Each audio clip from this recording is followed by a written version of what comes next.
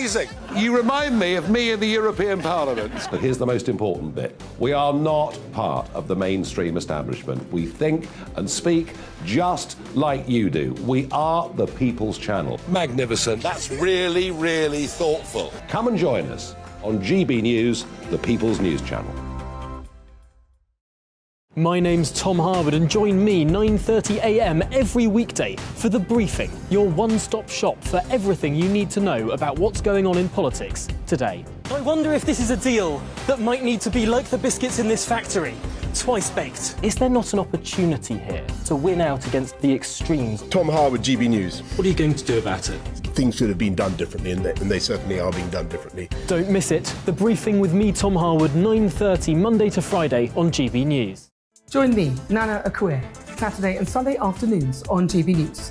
Expect fiery debate and passionate discussion as me and my panel tackle some of the biggest topics hitting the headlines. It's a place for everyone's opinion. No one gets cancelled, but no one gets an easy ride. Oh, she's on it today! Be ready for conversations that are fierce, frank, and of course, fun. Every Saturday and Sunday afternoon from 4 p.m. on GB News, the People's Channel.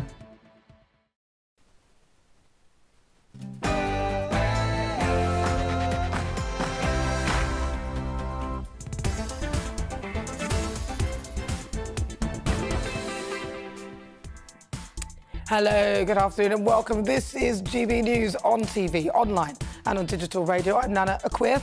And for the next 2 hours, me and my panel will be taking on some of the big topics that are hitting the headlines right now. This show is all about opinion. It's mine, it's theirs, and of course it's yours. We'll be debating, discussing, and at times we will disagree, but no one will be cancelled. So joining me today is columnist and broadcaster Lizzie Cundy and also consultant editor at the Daily Mail, Andrew Pearce. Before we get started, let's get your latest news headlines.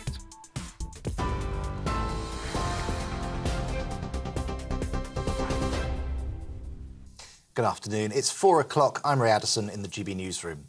Parents are being urged to look out for symptoms of strep A after 6 children under the age of 10 died from the infection. Symptoms are usually mild, but the UK Health Security Agency is now investigating a rise in severe cases. Experts say a lack of mixing during the COVID-19 pandemic could be behind a drop in immunity.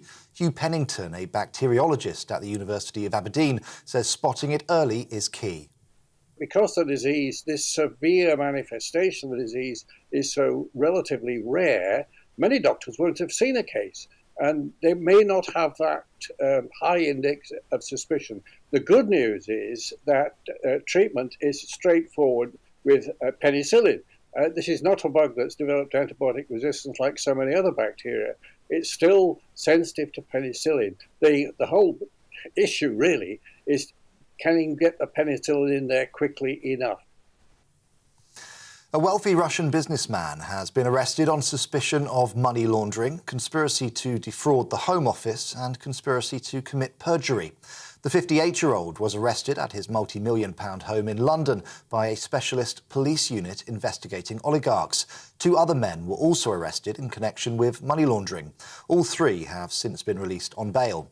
Responding to those arrests, Security Minister Tom Tugendhat tweeted that we will defend our democracy and hunt the Kremlin's criminals.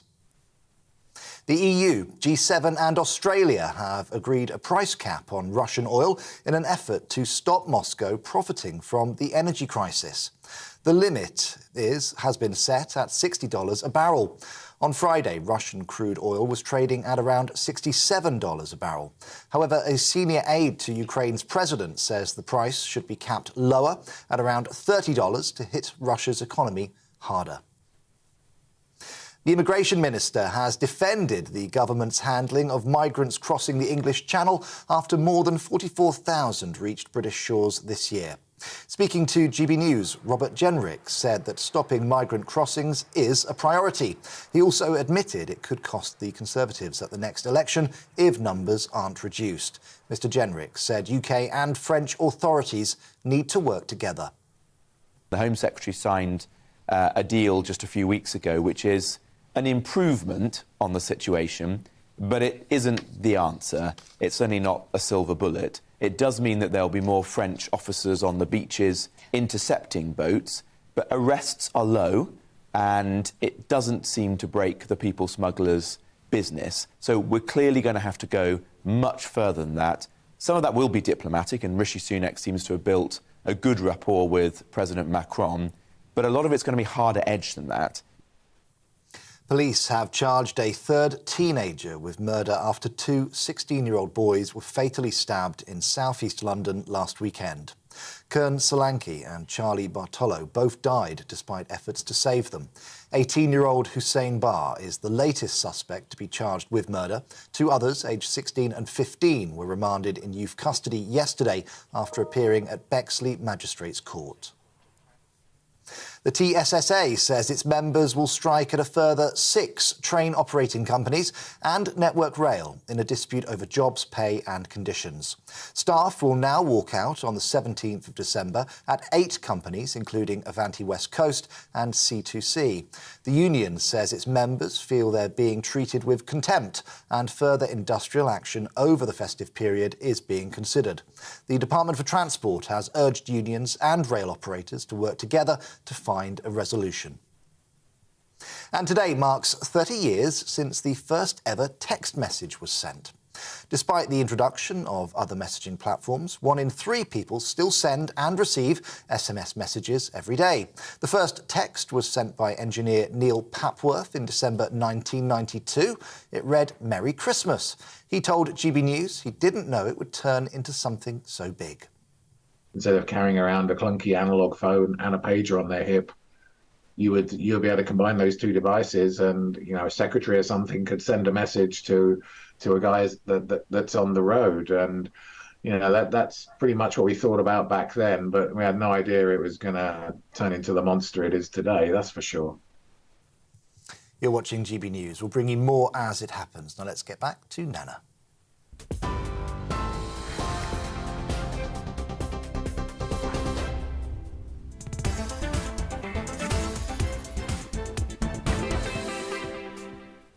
Good afternoon. It is just gone 6 minutes after 4 o'clock. This is GB News on TV, online and on digital radio. I'm Nana Akua. God, where do we start? This woman, Ngozi Fulani, which isn't her real name, by the way, it's actually Marlene Headley, went to the palace event dressed like this. Now, forget where do you come from in Africa, more like what planet? What is going on with her hair? I mean, seriously, I've got some bad wigs that I wear on purpose, by the way, to get a reaction. But that is another level. Apparently, Lady Hasiat, dearly departed Queen's Lady-in-Waiting for some 60 years, moved Ngozi's hair out of the way, brave move, so she could see a name badge, which was clearly not a traditional British name, which is what I suspect, alongside the outfit, sparked her intrigue in this totally unverified exchange. We don't even know whether it's true, but let's go with it. The lady said, where are you from? Miss Fulani says, Sister Space. So where do you come from? Miss Fulani says, we're based in Hackney. No, what part of Africa do you come from? OK, so there's a clue here. Because Miss Fulani says, I don't know. They didn't leave any records. All right, so that's rude, right? That is already rude. Well, Miss Lady says, well, you must know where you're from. I spent time in France. Where are you from? Now, Lady Helsey's obviously trying to help her out. Miss Fulani says, here, UK. No, but what nationality are you? So at this point, Ngozi hasn't actually said whether she is British or not. She said she's here in the UK. It could mean that she's from Hackney. I mean, this is ridiculous. And somehow Marlene, what's the face, has this transcript of the conversation. Did she record it? Now she's everywhere and claiming racism. She said the exchange left her feeling traumatised. What? She runs a domestic abuse charity. Come on.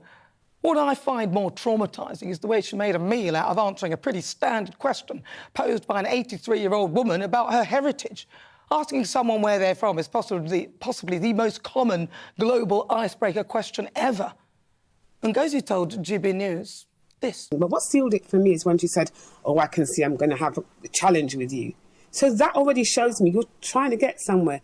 And then after me explaining for I don't know how many times, lady, I'm born here, I'm British, right? Yeah, but where are your people from? My people. So don't forget the context. Domestic abuse. I'm invited here to talk about that. This is going on for 5 or 6 minutes, too long. And then she finishes, when she's learned that my parents came here in the 50s as part of the Windrush generation, she then said, I knew we'd get there in the end. So it was something she was driving at. It's not acceptable. Well, yes, she was driving at it. She started at the beginning with where you're from and you just evaded it for ages. It went on for 5 minutes. Well, that's what you're saying. Look, this is the same woman who accused Camilla and Charles of domestic violence towards Meghan in a tweet, which is a shocking unproven claim, a bit like Meghan's claim about racism towards the unborn child. In March 2021, Ngozi sent this tweet. Our charity supports black women of domestic violence survivors, that's DV. I can't stay silent about this. I admire Meghan for speaking out. According to the clear definition, it seems that Meghan is a survivor of domestic violence from her in-laws. P.S. I'm glad hypocrite Pierce left ITV. So this is someone who already has an agenda which is somehow being ignored. Listen to them on the established media. I'd be asking, who invited you? How did you memorise the conversation? What about the tweet? And what about your association to Black Lives Matter? It was like Oprah all over again. So the Prince of Wales, Prince William, made a statement saying he's inviting you to the palace to discuss all elements of your experience. Will you take up that invitation? Ngozi herself described it as a violation, didn't she? That's left her feeling stunned. So how did it leave you feeling listening to it? Where is your due diligence on this woman, for goodness sake? Are you blinded by the race card? You can't even ask questions like, for example, just asking her about her own backstory.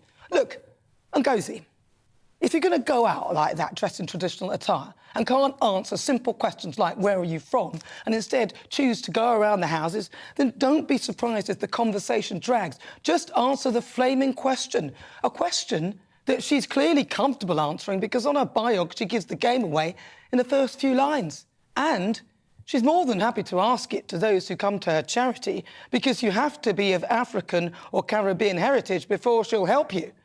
Now, in the Telegraph, it was reported, it says that if you invite people to an event against domestic abuse and there are people from different demographics, I don't see the relevance of whether I'm British or not British. Well, that is actually a good point, Ngozi. Why should it matter? But your charity seems to think it does. It will only help African and Caribbean people. That, to me, in itself, is slightly racist. That is what it says. This is what it says on the charity's Facebook page. Sister Space is a safe venue dedicated to African and Caribbean victims / survivors of domestic and sexual abuse and is staffed and managed by volunteers. Can you imagine if the charity said only white people? I bet she'd be the first to complain. Let me see. I go to the charity, her charity. They ask me where I'm from. I say Newcastle. They ask me again. I say from GBNews. Then they ask me, no, what part of Africa? I say they didn't keep a record. I'm guessing at that point she'll tell me to clear off. I wonder how many traumatised women she's turned away who don't meet her criteria. Frankly, I'm embarrassed about this woman. She's affiliated with the Black Lives Matter movement, a bunch of fraudsters who played on white guilt to extort money from the generous, trusting nature of most people, the majority of whom are not racist, and in my view, manipulating a conversation to suit her own ends at the expense of an old woman. And Ngozi Fulani is a complete and utter hypocrite.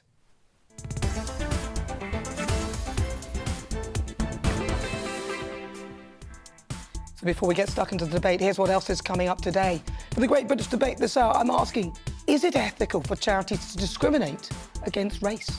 In the wake of the race row that erupted at Buckingham Palace between the CEO of the charity Sister Space, Ngozi Fulani, and the Queen's Lady-in-Waiting, Suzanne Hussey, questions have arisen over whether Fulani's charity is discriminatory, as it specifically focuses on helping female African and Caribbean victims of domestic violence. So is this fair? At 4:50, it's for a roundup time. I'll be joined by royal biographer Angela Levin and body language expert Jesus Enrico Rosas to give us the latest. The Duke and Duchess and Sussex have released a trailer of their up-and-coming Netflix documentary, which has caused quite the stir behind palace walls. This all comes as Prince William and Kate have travelled to the States for a number of official engagements. Then at 5 o'clock, stay with me, it's Difficult Conversations. According to new figures published by the Warwick Business School, instances of domestic abuse increased by 47% when England win World Cup games. So I'll be joined by model and television personality Danielle Lloyd, who suffered at the hands of an abuser. She'll be talking about her own experience and how she overcame the trauma to now inspire other women in the same situation. Stay with me, that's all on the way in the next hour. As ever, tell me what you think on everything we're discussing. You can email me, gbviews@gbnews.uk, or tweet me at GBNews.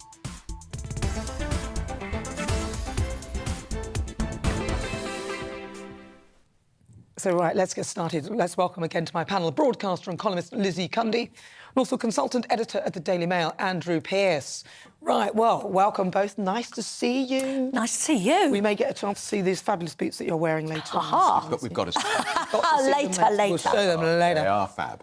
Now, Andrew, I'm going to start with you because you spoke to, is it Iman? Yeah, I did. With regard to this whole on GB News. And she's a race activist, and she said if the woman Lady Hussey was speaking to viewed what she said as racist, then it's racist. That's her take. So it's the same thing I said I could say as a gay man, if somebody called me a puff, that's a hate crime. It's not a hate crime because if someone called me a puff. But if I said it was, it has to.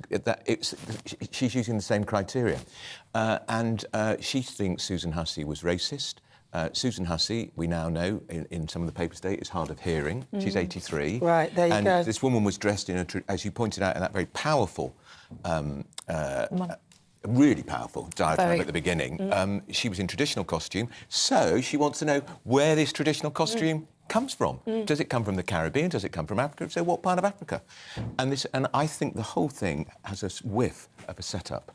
And now you point out that she's hard of hearing. Yeah. You would think that all these wonderful journalists who went out there questioning and went over to Ngozi and found out how she feels about all of this and how you feel having even the witnesses, how you feel having observed what happened, you'd think that they would have perhaps found out a little bit more about Lady Hussey. I'll say one other thing about Lady Hussey. She wasn't a lady. Her job was lady in waiting, which she did for 60 years without pay, behind the scenes. She would accompany the Queen, and if there was a crowd, she would mingle with the crowd and find people for the Queen to talk to, find out a little bit about them, because she was very good with people. So if she was a racist, wouldn't that have come out at least once before in the 62 years she was by Her Majesty's side? Exactly. And for me, for Lady Hussey, I think the palace have thrown her under the bus. Within 2 hours, they threw her under the bus. And I think it's a knee-jerk reaction from these racist claims from Meghan Markle, to be honest.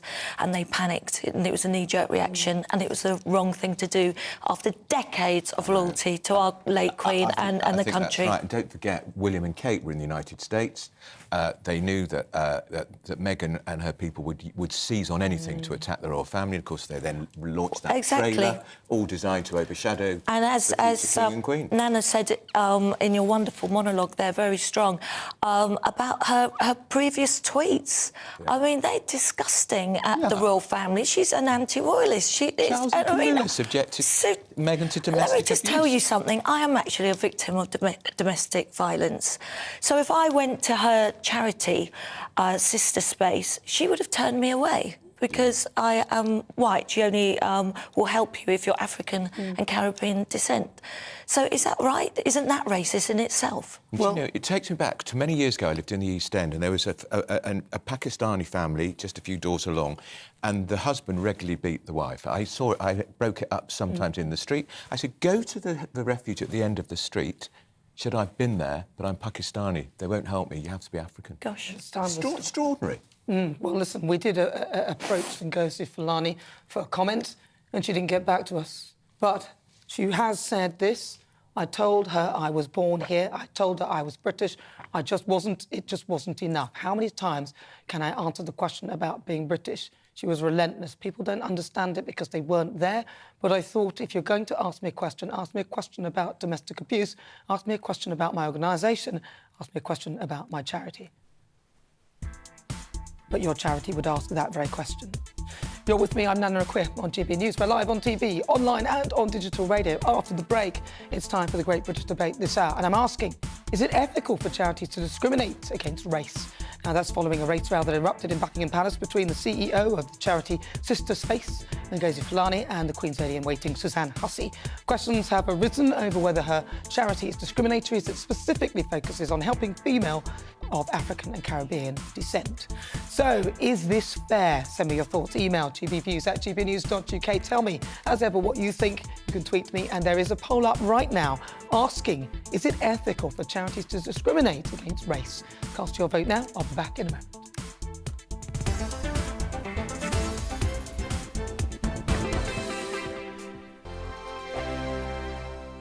We are GB News, and we'd like to say thank you to each and every one of you for bringing us your conversations, for helping our great nation find its voice. We are here for you on radio, television, and online, across England, Scotland, Wales, and Northern Ireland. It's not the BBC, you actually get your facts right. We are proud to be GB News, the People's Channel, Britain's news channel. Monday to Thursday, 9 p.m. till 11 p.m. Join me, Dan Wootton. I'll bring you the sharpest takes and hottest debates. Do you not believe in prison? I don't believe in prisons. I'm completely stunned. I guarantee you there'll be no spin, no bias, no censorship. I actually was personally quite offended by it. And no reason to go to bed. So I guess they've always been quite woke. That's Dan Wootton tonight on TV, radio and online. Monday to Thursday from 9 p.m. till 11 p.m. on GB News. The People's Channel, Britain's news channel. Hello there, it's Eamon Holmes here from Breakfast on GB News. We're not just on your television and your screens, you know. We're on DAB plus digital radio, so you can listen to your favourite shows on the move. If you've not yet listened to GB News Radio, it's very simple. We're on your radio player and TuneIn apps, on your smart speaker, phone or tablet, or online at gbnews.uk. Take us with you wherever you go. GB News Radio. You never have to miss a moment of the People's Channel. Join me every Sunday at 6 p.m. for Gloria Meets. In exclusive interviews, I'll be finding out who our politicians really are and what they really think. It's something that you would never want anyone to suffer. I didn't know what channels there were. I didn't think I'd be believed. I must have weighed about 7 stone and I'm 5'8". My instincts was to sort of cover this up. I mean, clearly that was a mistake. Join me every Sunday at 6 p.m. on GB News, the People's Channel, Britain's news channel.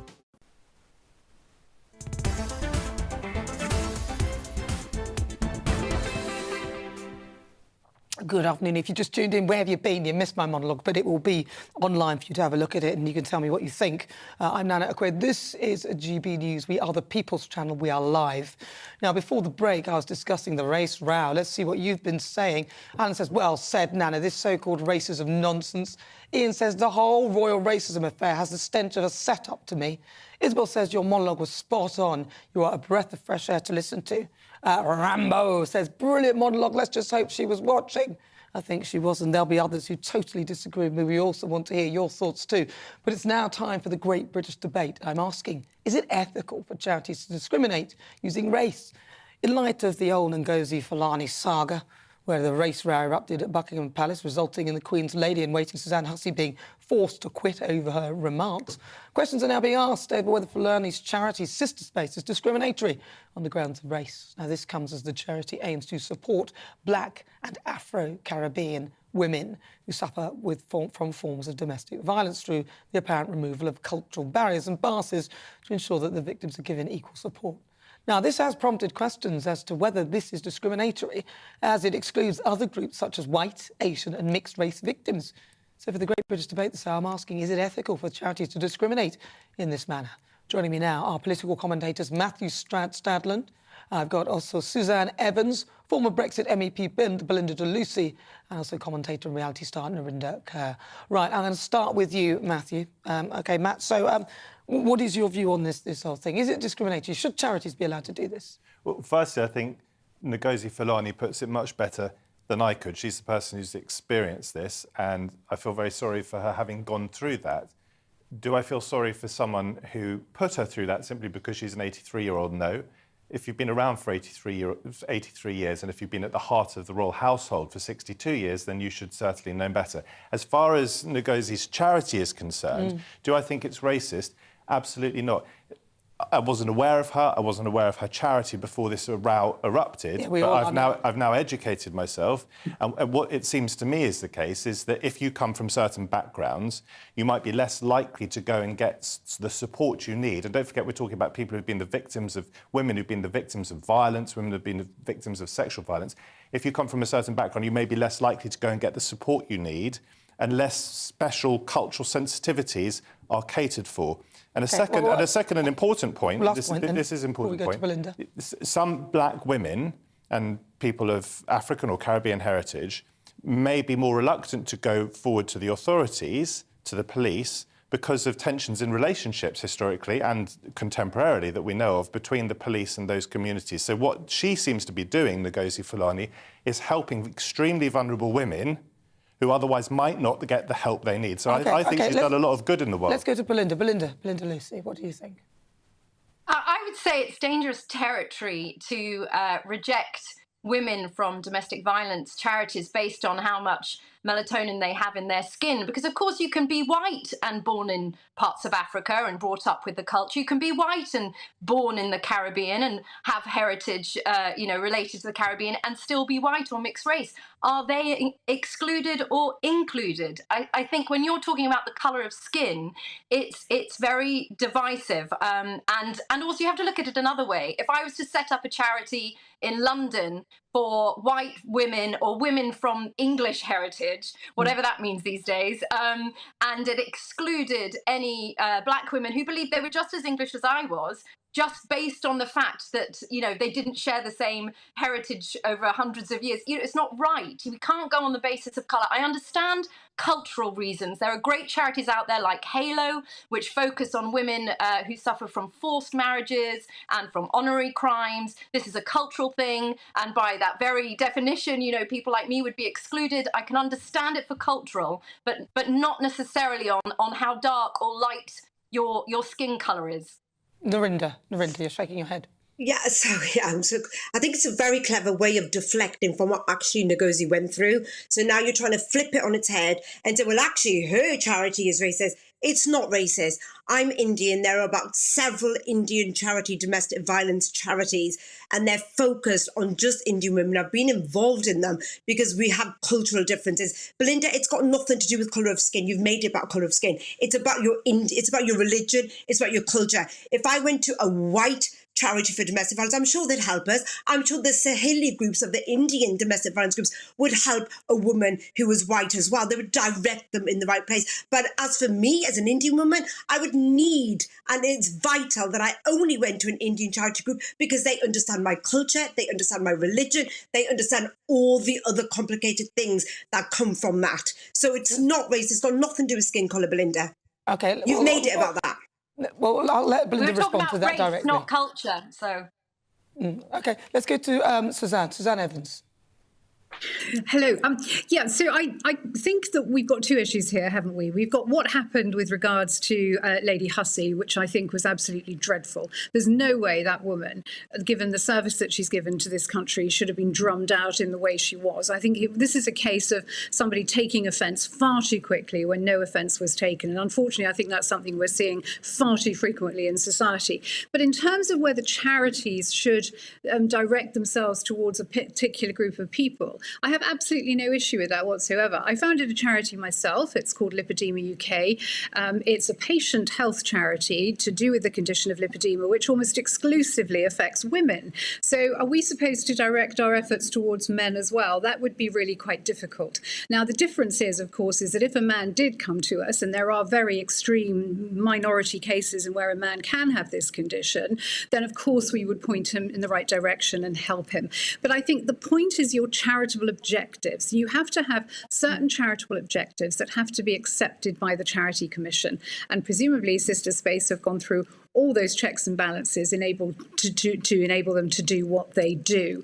And, it's very difficult to have a charity that is so broad that you encapsulate everybody and everything. And I certainly accept what some of your other commentators have already said about the need for cultural awareness in some circumstances. I remember years ago coming across the work of, for instance, Southall Black Sisters, who did a huge amount in this area for black and minority ethnic women in terms of domestic violence. And, they do a great job. Can I just can I just? May I just say something? Why have you got huge sympathy for Lady Hussey? Well, OK, well, I'll come to Matt first, then I'll come to you. But, Matt, you were shaking your head when Suzanne talked about what happened to Lady Hussey, saying she said it was terrible. Why are you shaking your head? Yeah, I agree with quite a bit of what's been said by some of the contributors, but we've heard in the space of 5 minutes someone saying, well, setting up a charity for black people or people from African heritage backgrounds is somehow equivalent to setting up a charity exclusive for white people in a white majority country. We live in a white majority country. No, it's not irrelevant. Racism is targeted in this country towards black people and Asian people, not against white people. No, I'm going to have a say here. That's the truth. I'm going to have a say. No, I actually think that in this instance in particular, domestic violence is something that crosses barriers anyway. It doesn't matter whether you're white, green, pink, purple with blue spots. It's irrelevant. And I actually think that we need to start moving away from all this, so only black people, because I have to say that if it said just white people, that wouldn't be acceptable. Narinda, quickly, and then over to Belinda. I don't know why you're saying they're not saying just black people. I'm sure they are. Soul System would direct them in the same place. No, they are. And if it was just white people, you know what, you're a majority. It doesn't matter. No, it does. Focus group charities are vital. No. Belinda, come in on that, because Belinda doesn't agree. I lived next to Lady Hussey for 3 years. We were very close neighbours. I got to know her and her she's not racist very then. well. It's really important we don't dehumanise and make monsters out of our elderly. But you're making Ebna Ngozi. No, she's not. Let her finish. Can I just speak? It doesn't... What I'm saying is I recognise an incredibly mild-mannered, very, very humble woman that only wanted to do good. She was one of the kindest people I've ever met. And to suddenly demonise her as some kind of monster because she got something slightly wrong, there are double standards. She got caught out. She got caught out finally. Well, she didn't get caught out. That's not fair. And you make mistakes. She did get caught out. She's no, been she didn't. That's not fair. You are aware, Narinda, you are aware she's slightly hard of hearing. I mean, that's come out. Yeah, you are aware of that. I just want to come back in quickly. Any excuses. She was racist and she was rude. I want to come back in on that and also what Suzanne said, because you've just asked me to do that, Nana. So hang on a second. I'm not someone who turns people into monsters, right? We've all made mistakes of different proportions in our lives. I've made mistakes. Nana's made mistakes. Everyone on the panel has made mistakes, right?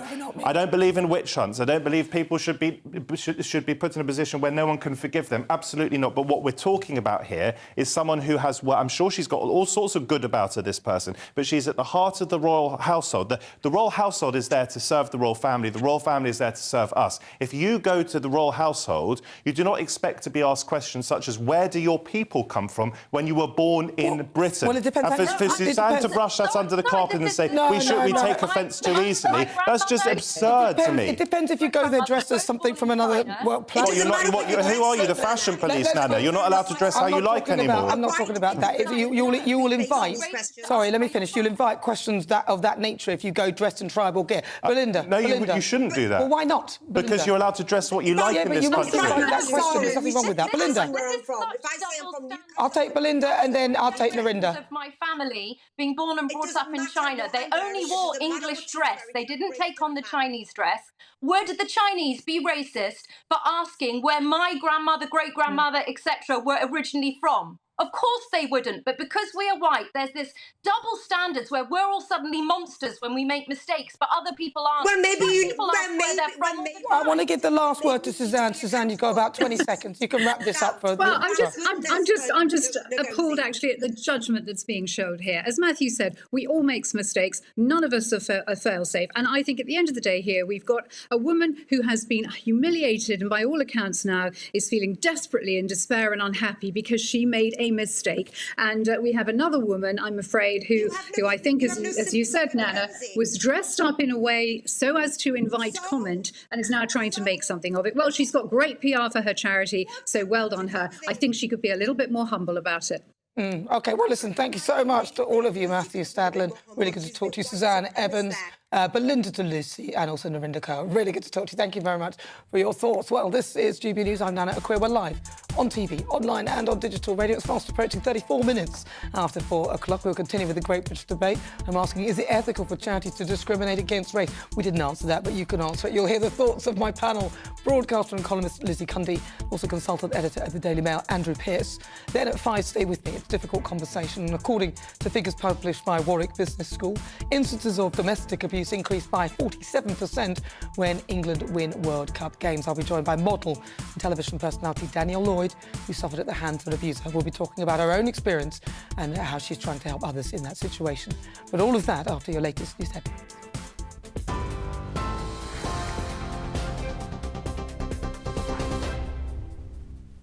Thanks, Nana. 4:34, I'm Ray Addison in the GB Newsroom. Parents are being urged to look out for symptoms of strep A after 6 children under the age of 10 died from the infection.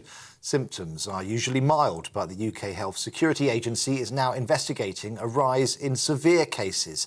Experts say a lack of mixing during the COVID-19 pandemic could be behind a drop in immunity. A wealthy Russian businessman has been arrested on suspicion of money laundering, conspiracy to defraud the Home Office and conspiracy to commit perjury. The 58-year-old was arrested at his London home by a specialist police unit investigating oligarchs. 2 other men were also arrested in connection with money laundering. All 3 have since been released on bail. Police have charged a 3rd teenager with murder after 2 16-year-old boys were fatally stabbed in southeast London last weekend.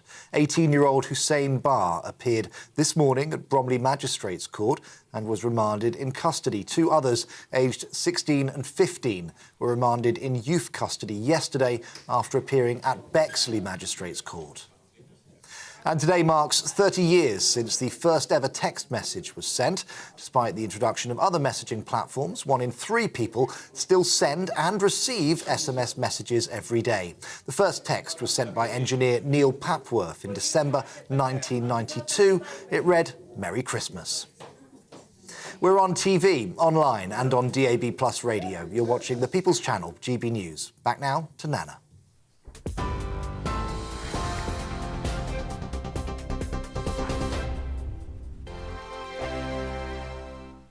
Monday to Thursday nights on GB News. At 6, it's Dubes & Co. 7 o'clock, Farage. At 8, join Mark Stein. And at 9, Dan Wootton Tonight, followed by Headliners. On TV, radio and online. This is GB News. We are GB News, the People's Channel. Why not take us home with you by visiting the GB News shop at gbnews.store. You'll find all the official merchandise, a really good present actually for yourself, your friends or your family. We ship across the UK mainland at no extra cost. GB News, the People's Channel. Here on GB News Live, we'll be keeping you in the picture, finding out what's happening across the country and finding out why it matters to you. We'll have the facts fast with our team of reporters and specialist correspondents. Wherever it's happening, we'll be there from 12 noon on TV, radio and online. GB News, the People's Channel, Britain's news channel. Monday to Thursday on GB News, it's Bev Turner Today from 10 a.m. We're going to be here for you, our GB News family, to keep you up to date, but also make you smile. The guy went from puberty to adultery. And I can't wait to bring a few of my own opinions. I have no time for cultural totalitarianism. We'll engage in passionate, but always polite debate, with your thoughts and opinions at the centre of it all. Only on GB News, the People's Channel, Britain's news channel. Hi there, it's Stephen and Anne. At breakfast from 6 a.m, you'll always be caught up with everything you need to know, the latest headlines, opinions and debates. We'll bring you the good news and the bad, but most of all, we're here for you. Remember, send in your views and let us know what you would like us to talk about. That's because we're your news channel. And every morning at 6 a.m, it's breakfast on GB News.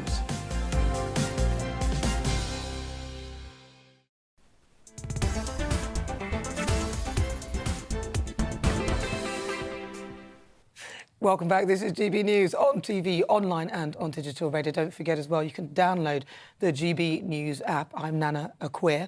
And it's time for our Great British Debate this hour. I'm asking, is it ethical for charities to discriminate against race? Now, in light of the Ngozi Fulani saga, where a race row has erupted at Buckingham Palace that resulted in the Queen's Lady-in-Waiting, Suzanne Hussey, being forced to quit over her remarks. Questions are now being raised as to whether Fulani's charity Sister Space is discriminatory on the grounds of race. Now, this comes as the charity aims to support Black and African and Caribbean women who suffer from forms of domestic violence. So for the Great British Debate this hour, I'm asking, is it ethical for charities to discriminate in this way? Let's see what my panel make of that. I'm joined by broadcaster and columnist Lizzie Cundy, also consultant editor at the Daily Mail, Andrew Pearce. Lizzie, I'll start with you. Yep. What's your thoughts on this? Sister Space specifically said African Caribbean women. I happen to be in touch with people who have, and this is not verified, I haven't confirmed it, but there are reports out there that she has turned people away who who don't meet that criteria. But that is just out there, but I don't know whether it's true or not. Well, I would be one of them, as I just said, as I'm white and I'm not from the Caribbean and African. But I don't think any charity should be selective or inclusive and, frankly, or racist. I really don't. It should be all lives matter. I don't think you should just look after one ethnic minority and not others. And I think it should be for all. What about the argument that people put forward with regard to cultural identity and things like that, that actually certain people from certain cultures or races won't come to you because of their beliefs or... Well, possibly. I mean, unless the charity's focused on a particular aspect of ethnic origins, such as sickle cell, or but charity's supposed to be helping everyone, and they have responsibility to give and to help and to care, and I think it is for everyone, and that's where it should be. And I think you touched on it in your excellent diatribe at the beginning, monologue, when you said, imagine if it was a charity who said only white victims of domestic abuse can come here. It would be closed down within 24 hours. They would be called racist, fascists. So why is it different if you're African or Caribbean? A charity to help any victim of domestic violence should open the door to any woman who's a victim of domestic violence. You know about domestic violence. I do, sadly I do, and it would be awful if I'd gone to her and she would have said no, turned me away. Yeah, the just because I'm white doesn't matter because you're white. So does that make that, is she racist? And has she not asked the question, where are you from, when people go to her charity? Well, we've already pointed out that people of colour might be afraid or whatever to go to certain people with regard to because they're not like them in a way.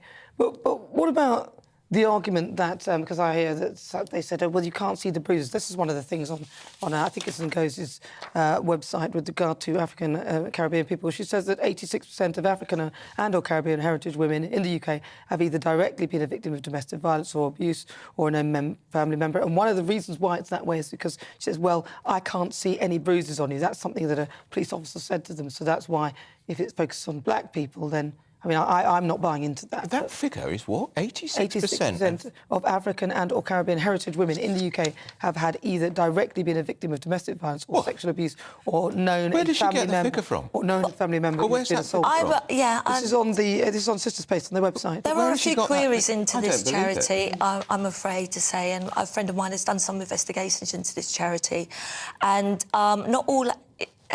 as it appears, is written there is quite right. And well, I mean, obviously they're not here to answer for themselves, but this is on their website.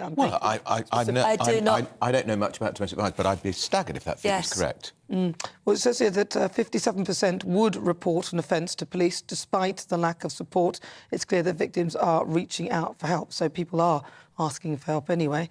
And then she says here, 1% equal care for the current system supports black women fine as it is, whereas the other 99%, it's time we safeguarded black women equally and fairly. So that's what she said. But not white women. But not white victims. No. And I think the most important thing with charities is, they may be with the commission of charities, but are they run properly? Are they run properly? Are those that are running the charities benefiting themselves? That's what needs to be looked into. And she's going to be asking the same question Susan Hussey asked at Buckingham Palace, where are you from? Because if she's only going to help people of Caribbean, African descent, they've got to ask that same question. Well, that was the whole point of the thing. If you're going to be so offended by people asking you where you're from, and it's of heritage, so somebody who's white, if they went there and said that I live in it, should, I mean, I think she was very evasive and made it difficult for Lady Hussey to get any information out of her. But if eventually you get down to the line where the person doesn't look like they're African, and then she's going to have to ask, well, where's your heritage? Yeah. And that person is then going to have to say, well, my heritage is from wherever, Zimbabwe or whatever, but I'm white. So I just think it's very disingenuous. Yeah, but if you're a victim of domestic abuse, it shouldn't matter where you're from. It shouldn't matter what colour your skin is. It shouldn't matter about your disability. You're a victim of domestic abuse. That's what matters, and you get the right help. She's bridging a gap, though. She's bridging a gap to black women who are afraid to go to white people for help. I don't know. The more you hear about this charity, let me tell you the more something. concerning. I smell a rat. And I really do with this. And I'm sorry. And for this lady to go to this charity wired up, apparently, and her to be on every chat show is incredible. Someone that likes the limelight a little bit too much. There's something more going on here. Well, I can just tell you very briefly that the charity, those figures were from a poll of 300 African and Caribbean women, so I don't really know that that's hardly representative of anything, really. You need about 2,000. You need it more than that. I mean, I'm sorry. But so, in your view, very briefly, then, do you think it's right for charities that they should be able to discriminate with regard to Absolutely race? not, and I think the Charity Absolutely Commission not. should make a clear statement about this. Exactly. 100%. No way. Well, what are your thoughts? Let's see. This show's nothing without you and your views. Let's welcome our great British voices, your opportunity to be on the show. Tell us what you think about the topics we're discussing today. I want to head over to Bristol to have a chat with our regular GB News voice, Lee Harris. Lee, very good to talk to you. Right, so first of all, in answer to the actual question with regard to charities, do you think they should be allowed to discriminate in this manner? No, I mean, just to talk about why we're talking about this topic, your monologue, Nana, was absolutely brilliant. I'm looking forward to retweeting that when it comes out. It's spot on. I agreed with every single word with it. Firstly, I do think this stinks of an obvious setup. I obviously don't know her, and I could be wrong, but based on her tweets that I've read, she comes across as an anti-royalist, BLM activist, and a Marxist, who probably was looking for an opportunity for an antagonistic exchange. Well, obviously, we don't know that for sure, but, I mean, as you said, it's what you... Just a personal view. But, to answer your question directly, in my view, it's not ethical to discriminate against race, especially for this particular type of charity. I agree with what a lot of Belinda DeLucy was saying. I can understand that it's necessary to have a cultural awareness discrimination in some cases, but fundamentally dividing people by the colour of their skin is just not acceptable in my book. I agree with you, it's racist and divisive. But going to the point, I know this point has already been made, but it's always worth repeating. Imagine if it was the other way round. Would it be acceptable for a domestic abuse charity to only accept white people? Of course not. And that would be equally unacceptable. Playing devil's advocate here, there are obviously specific circumstances when a charity can ethically discriminate. So, for example, we've already spoken about women's refuge charities. Yeah. They predominantly help women, and that is perfectly acceptable and understandable. I used to work in recruitment many, many years ago, and we had women refuge charities on our books, and I wasn't allowed to call them because I was a man.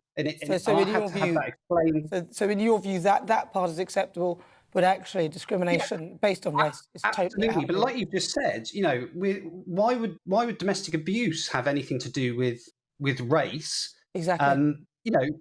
It's a completely different scenario. One of the biggest charities, for example, one of the biggest women's charities is Refuge. Listen, we're running out of time. Lee, yeah, they say on their website they help 10 women, but there's also a section for men, right? So they do actually help men too. So they don't just help women. They don't have as many resources available for men, but they do help you. There's a phone number that you can call, etc. So they're not discriminating exclusively. Listen, Lee, we've got to go. They're not exclusively helping women. Well, listen, Lee, thank you very much. It's always very good. I could listen to you for ages. Very good. Lee, thank you so much. That is Lee Harris. He's our great British voice. Well, listen, stay with us. We've still got loads on the way. This is GB News. We're live on TV, online and on digital radio. After the break, it's time for the Royal Roundup, and I'm joined by royal biographer Angela Levin and body language expert Jesus Enrique Rosas. He's the body language guy to give us all the latest on Harry and Meghan's Netflix documentary, Net 6. Yes, awful. And the Wales' trip across the Atlantic as well. That's all after this. Stay with me.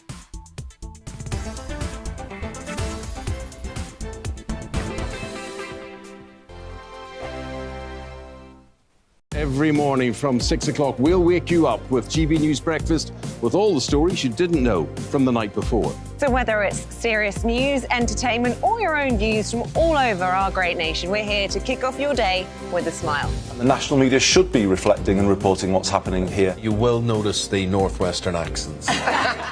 Whether you're with us on TV, radio, or online, every morning, it's breakfast from 6 a.m. Hope you can join us. We are GB News, right across the nation. You can get us on television, on radio, on digital. We're absolutely everywhere. Amazing! You see, amazing! You remind me of me in the European Parliament. But here's the most important bit. We are not part of the mainstream establishment. We think and speak just like you do. We are the People's Channel. Magnificent. That's really, really thoughtful. Come and join us on GB News, the People's News Channel.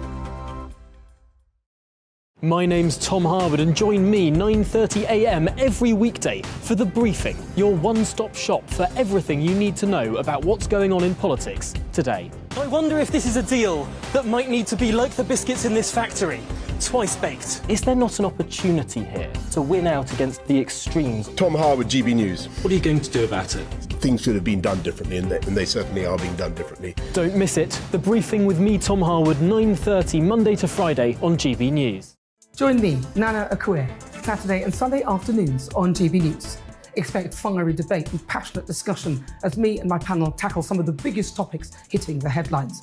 It's a place for everyone's opinion. No one gets cancelled, but no one gets an easy ride. Oh, she's on it today! Be ready for conversations that are fierce, frank, and of course, fun. Every Saturday and Sunday afternoon from 4 p.m.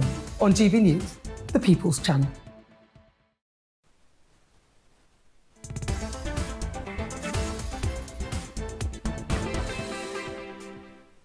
Welcome on board if you just joined me. Thank you for your company. I'm Nana Akua, this is GB News.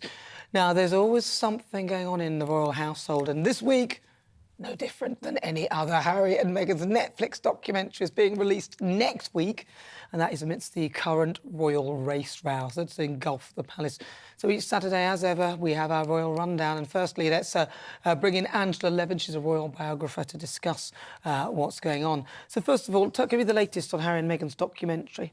Well, they have given us all a whole range of photographs to see, some of which turn your stomach. I don't want to go into their private life and see how they kiss and all that.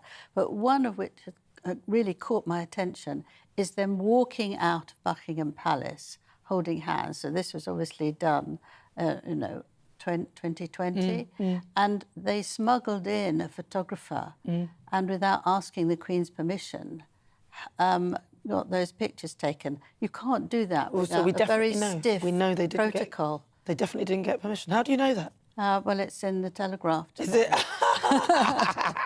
And it's been confirmed. Read the paper. It's been confirmed that that's actually true. And the Queen was absolutely furious because she's got her private area very close to that.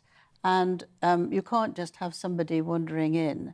And I think that shows you what their interest is, that it's all about me, me, me. They don't care about the Queen, and they don't care about sticking to the simplest rules for the safety of everybody. Well, we know they don't stick to the rules. Let's bring on the body language expert, Jesus Enrique Rosas, a body language guy, body language bodies.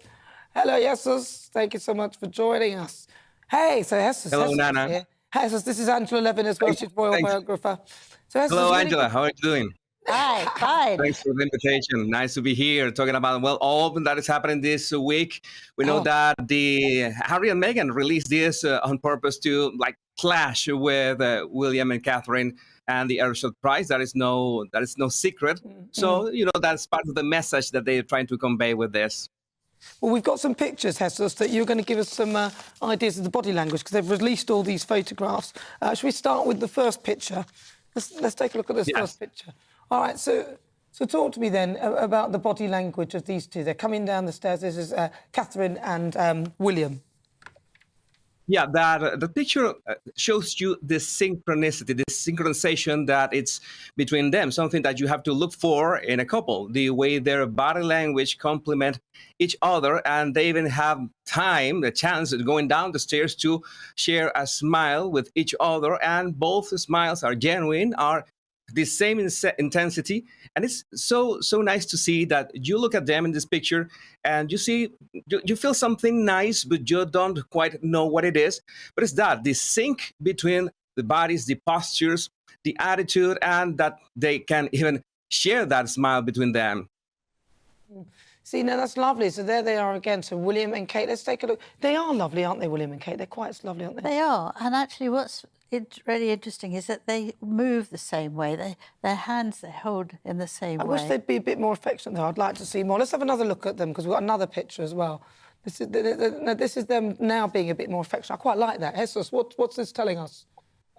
Yeah, that's what when they were watching the Celtics game, they were going close to each other, and that's something that you have to spot when a couple, in this case, they were going close to, so William could hear what Catherine was saying.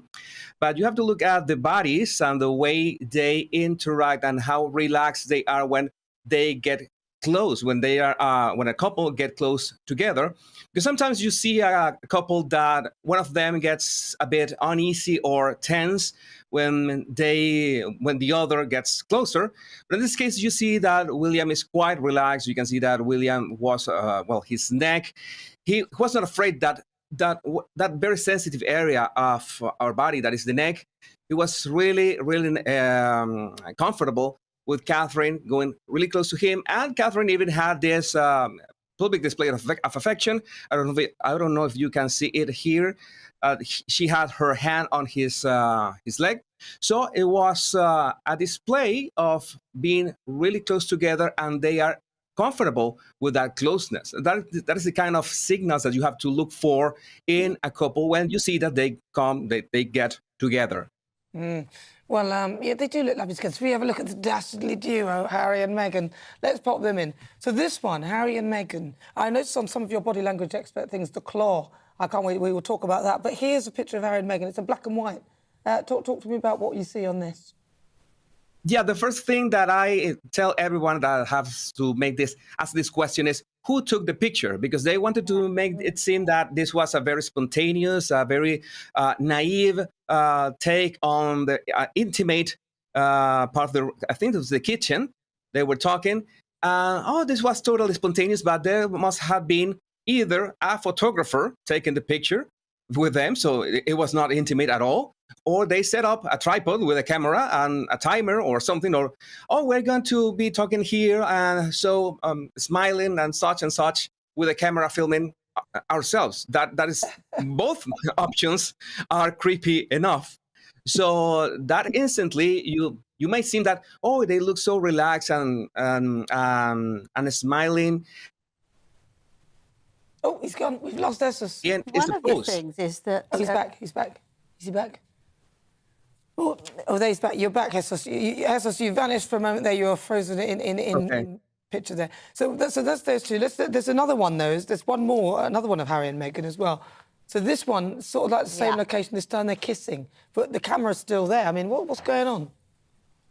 Yeah, I think they wanted to convey this. I don't know if they wanted to create a catalog of pictures so they could use them later, which defeats the purpose of being private or having a private life or trying to enjoy each other's company if they are no different than a TikTok or Instagram influencer, which are documenting every single part of their lives just to share it with the world. So it is a bit like defeats the purpose of having a lovely body language or a spontaneous body language if you are just thinking of, let's see how we can share this with the world. So that is like the meta message of these pictures. And the final picture we've got is this one. Now, she doesn't look happy. Meghan doesn't look happy. Yeah, that is the. I think I had a live with my body language buddies, and we had this theory that those pictures, those black and white pictures, since Harry has this military uniform, was from this night. I guess it was March 7, 2020. Was one of their latest engagements as seen as working royals. And well, this was like the real deal in terms of body language. This was very much talked about. Their expressions at that moment. I understand that. Well, you can be a bit stressed or you can be tired at some point from these engagements, but you know that cameras are pointed at you. And I think either Meghan and Harry were not trying at all at this point. Yeah, that's very harrowing. Meghan looks really annoyed there. And she almost looks scared. Yes. He looks upset, doesn't he? Yeah. The emotions that picture conveys. Hessus, it's such a pleasure talking to you. This is the body language guy. If people want to find out more about your stuff, they can catch you where? What do they need to look for? Yeah, they can just look for me on YouTube or Twitter as the body language guy. Hessus, thank you very much. That's Hessus Enriquez. Thank you so much. My pleasure. Brilliant. He's the body language guy. One of the other pictures was her sort of sitting on a bed, holding her head in her hands. Now, if she was crying, would you really get someone in to take a picture? We didn't know she's crying, but she's covering her hand. The implication is she's crying. Why would you want to do that? I mean, this is sort of millionaire victim-itis, isn't it? I think it is. I mean, and there's somebody taking the picture as well. That's the thing. Is that there's somebody actually there taking the picture. And do you go, I like that one? Yeah. No. I mean, you know, sometimes when I was younger, I still do it. It was very phony, wasn't it? The whole thing was phony, I think. Do you ever do the thing when you cry in the mirror just to see what your face looks like? No, I never do that. Oh, I don't do it anymore. But the other thing that's very interesting is she said, you know, the stakes were so high that isn't it much better that we tell our own story? You thought, well, what stakes? What's high? She would be nothing unless she'd been part of the royal family, unless she'd married Harry. She had no particular talent for acting. She wasn't very good. No, but I mean, you know, what is it? Why are they so obsessed? It's really extraordinary. And why do they want to bring down Catherine and William and the monarchy with it? I mean, it's just frightening in their arrogance and their nastiness, frankly. Well, it does feel that seems to be their objective. I mean, why would you go out and tell all this stuff and make up all this stuff? I mean, 17 clear inconsistencies in the Oprah interview. It's just at least staggering. Yeah, staggering. But there'll be those who look on this and say, but she's a victim of racism. No, but I mean, why doesn't she go away and live quietly? As the Queen said, you know, please do that, you know, make your own life. They can't. They've got to hang on. They're hanging on to the titles. They're hanging on to being as unpleasant as possible about the royal family. It's something very wrong there. Well, listen, Angela Levin, it's always a pleasure to talk to you. Thank you so much. That is royal biographer Angela Levin. Well, what are your thoughts? Keep them coming. This is GB News. We're live on TV, online and on digital radio. More to come after this.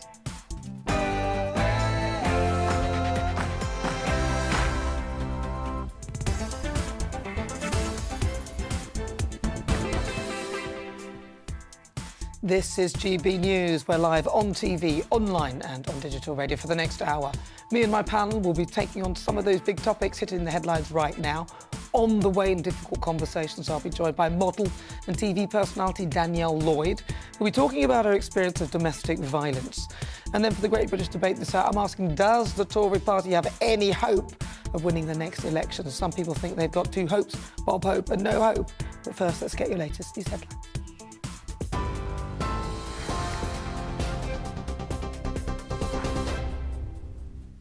Thanks, Nana. 5:01, I'm Ray Addison in the GB newsroom. Parents are being urged to look out for symptoms of strep A after 6 children under the age of 10 died from the infection. Symptoms are usually mild, but the UK Health Security Agency is now investigating a rise in severe cases. Experts say a lack of mixing during the COVID-19 pandemic could be behind a drop in immunity. Hugh Pennington, a bacteriologist at the University of Aberdeen, says spotting it early is key.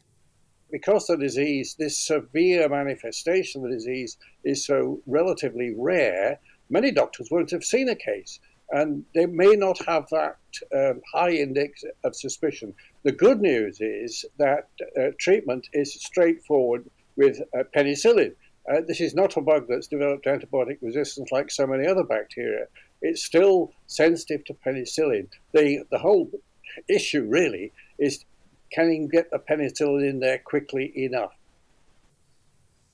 A wealthy Russian businessman has been arrested on suspicion of money laundering, conspiracy to defraud the Home Office and conspiracy to commit perjury.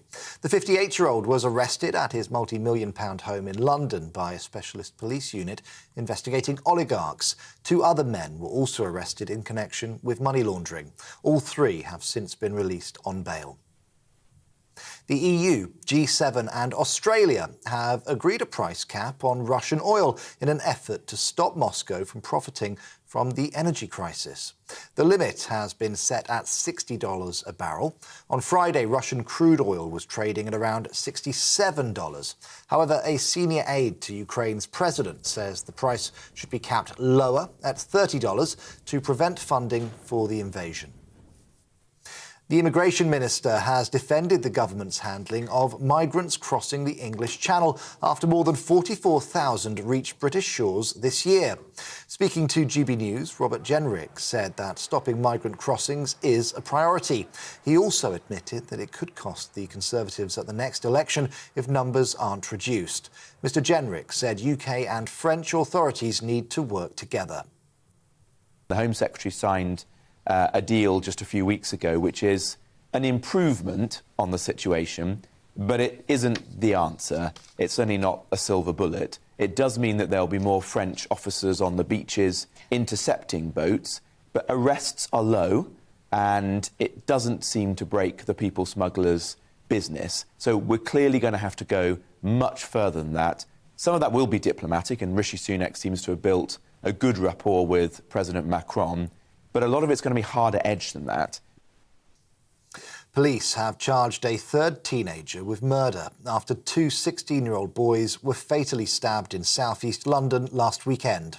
18-year-old Hussein Bar appeared this morning at Bromley Magistrates Court and was remanded in custody. 2 others, aged 16 and 15, were remanded in youth custody yesterday after appearing at Bexley Magistrates Court. The TSSA says its members will strike at a further 6 train operating companies and Network Rail in a dispute over jobs, pay and conditions. Staff will now walk out on the 17th of December at 8 companies, including Avanti West Coast and C2C. The union says its members feel they're being treated with contempt and further industrial action over the festive period is being considered. The Department for Transport has urged unions and rail operators to work together to find a resolution. And today marks 30 years since the first ever text message was sent. Despite the introduction of other messaging platforms, 1 in 3 people still send and receive SMS messages every day. The first text was sent by engineer Neil Papworth in December of 1992. It read simply, "Merry Christmas." He told GB News he didn't know it would turn into something so big.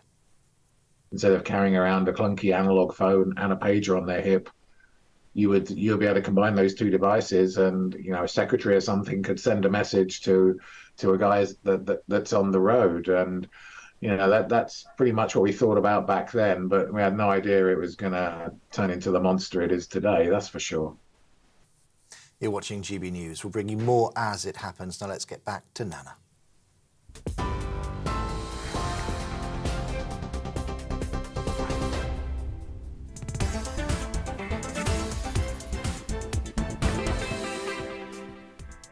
Good afternoon. This is GB News. It starts approaching 7 minutes after 5 o'clock. I'm Nana Akua.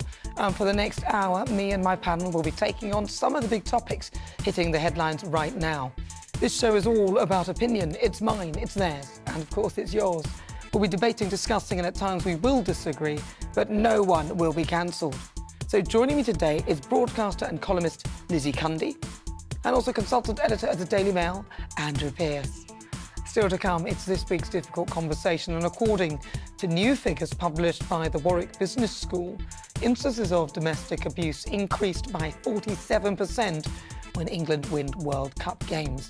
Excuse me. Experts have said that alcohol and football can worsen existing patterns of behaviour. I'll be joined by model and television personality Danielle Lloyd, who suffered at the hands of an abuser herself, and she'll be talking about her own experience and how she overcame the trauma to help others going through the same thing. And for the Great British Debate this hour, I'm asking, does the Tory party have any hope of winning the next election? Former Health Secretary Sajid Javid has announced that he won't be standing in the next general election. That is alongside at least 10 others. And this comes as Rishi Sunak's government took another hit after losing the by-election in Chester to the Labour Party. So do the Tories stand a chance in 2024? As ever, email me gbviews@gbnews.uk or tweet me @gbnews.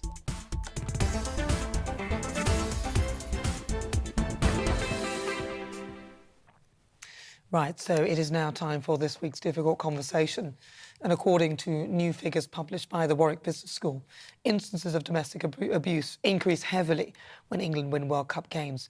And from 2010 to 2019, they went up by 47%. And that is as data from the NSPCC states that during the previous World Cup, domestic abuse jumped by a third. And that's 33% compared to the monthly average. Experts have said that alcohol and football can worsen existing patterns of behaviour. So today I'm delighted to be joined by Danielle Lloyd. Now, she's a former British model. She rose to fame in 2004 with her appearance on Miss England and has been in the public eye ever since. Now, when she was a teen, Danielle was in an abusive relationship with her partner. She was beaten and belittled at every possible opportunity. Her situation was dire.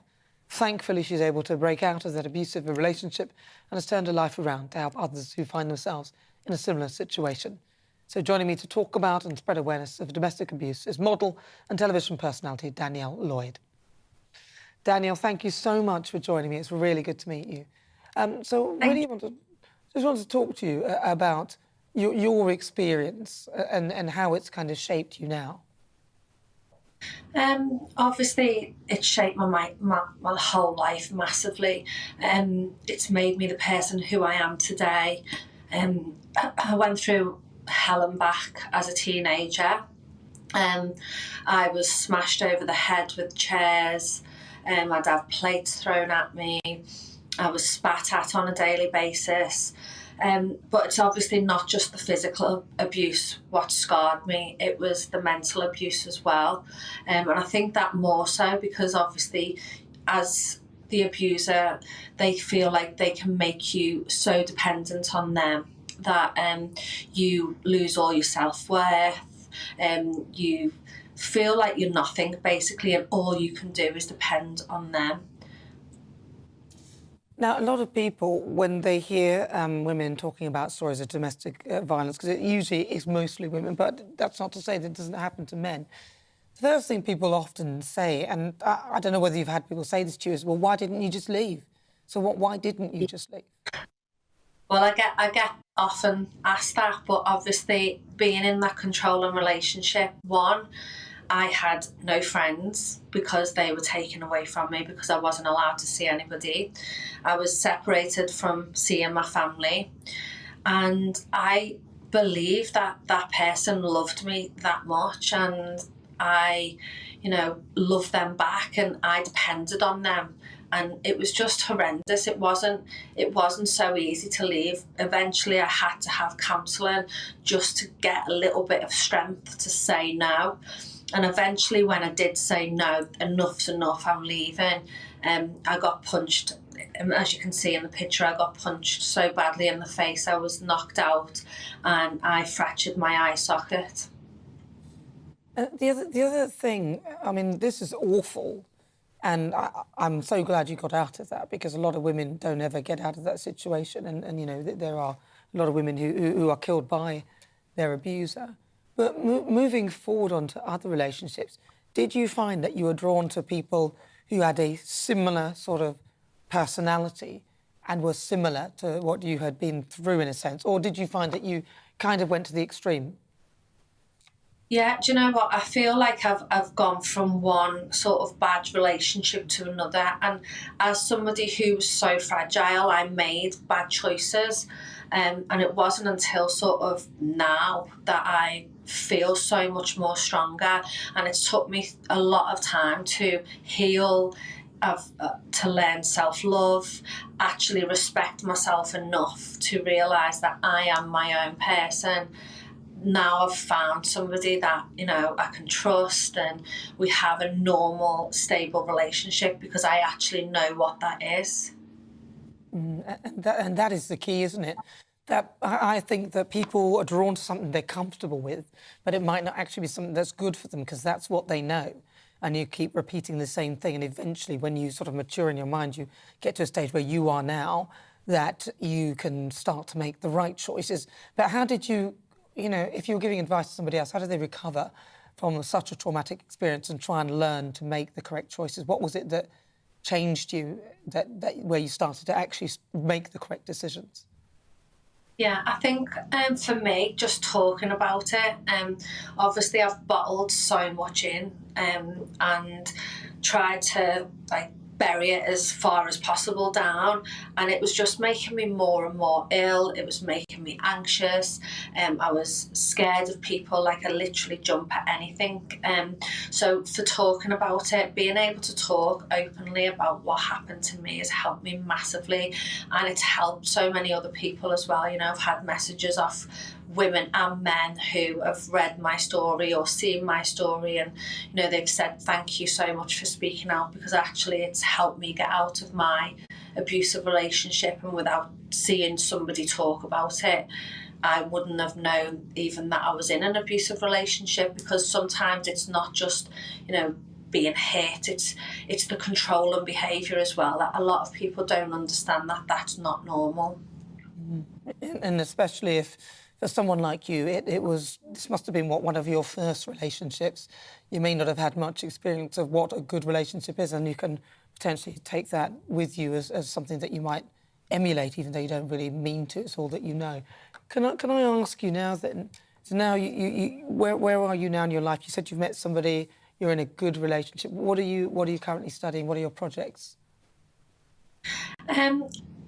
Honestly, just right now, I'm just being a mum to 5 kids, which has been really, obviously, time-consuming. I've just had a little daughter. She's 1 year old now. And I think for me, the most important thing in life is just to learn them, especially my 4 older boys, how to treat a woman. And that's the main thing, and being honest and open with them and bringing them up right. How did you cope, though? Because you've got 5 kids, so presumably those children were with you through some of that abuse. How did you deal with that? They obviously have just given me strength to carry on a daily basis. I've had highs and I've had lows, and you know, it's not nice for them to see their mum cry and stuff, but you know, they give me the strength to carry on each day, and I feel like everything what happens in your life makes you a stronger person, and I'm so strong and I can get through anything, and I think my kids see that, me as a strong, independent woman, which I think is so important. Yeah, I hear with that, Danielle. Danielle, thank you so much for joining me. It's really good to talk to you, and I'm so glad that you're fighting through that and you're doing well for yourself. That's Danielle Lloyd. She's a model and television personality. Lovely to talk to you. Thank you so much for joining me. That, of course, was Difficult Conversations, so speaking to Danielle Lloyd. Coming up, it's the Great British Debate this hour. I'm asking, does the Tory party have any hope of winning the next election? Former Health Secretary Sajid Javid has announced that he won't be standing in the next general election. That's alongside other Tory MPs, meaning they're falling like a deck of cards. This comes after the Labour Party claimed victory in the Chester by-election. And this is really throwing another spanner into the works for Prime Minister Rishi Sunak, who has pretty low polling at the moment. So do the Tories stand a chance in 2024? We'll discuss that after the break.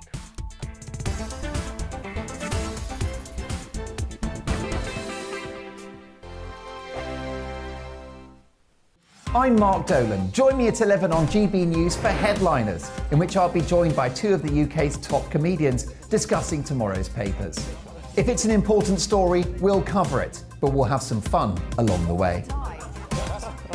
Headliners, the late-night paper review that won't send you to sleep like the others will. 7 nights a week at 11 p.m. on GB News.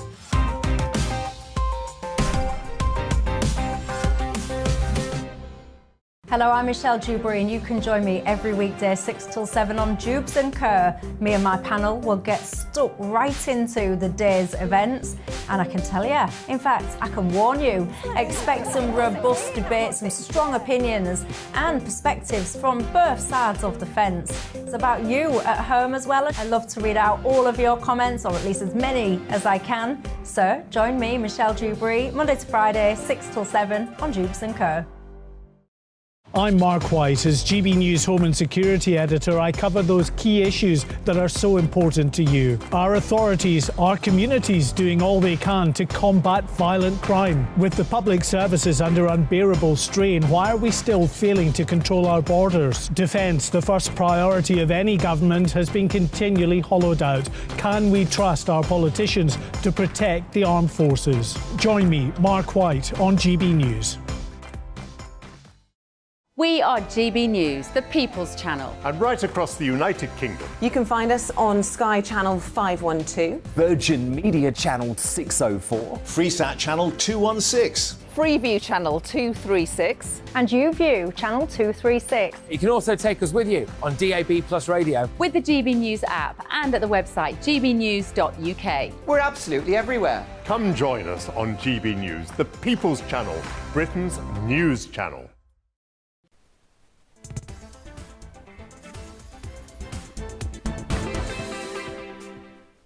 Good afternoon. It's just coming up to 19 minutes after 5 o'clock. This is GB News live on TV, online and on digital radio. I'm Nana Akua. And it is time for our Great British Debate this hour. And I'm asking, does the Tory party have any hope of winning the next election? Now, this comes as the Conservative Party were hit with a double whammy yesterday. The Chester by-election, Labour candidate Samantha Dixon won as Sir Keir Starmer's party increased their majority to nearly 11,000. I think that was up from 6,000. With 61% share of the vote, Starmer declared that this was evidence that people were fed up and want a change in leadership. The Labour Party has been putting forward a positive plan for the future, how we stabilise and grow our economy. So we were putting a positive choice to the electorate in Chester. The government is worn out, tired, has crashed the economy, and the verdict was very, very clearly given. And I think that's a clear message to the Prime Minister, Rishi Sunak, that people are fed up and they want a change.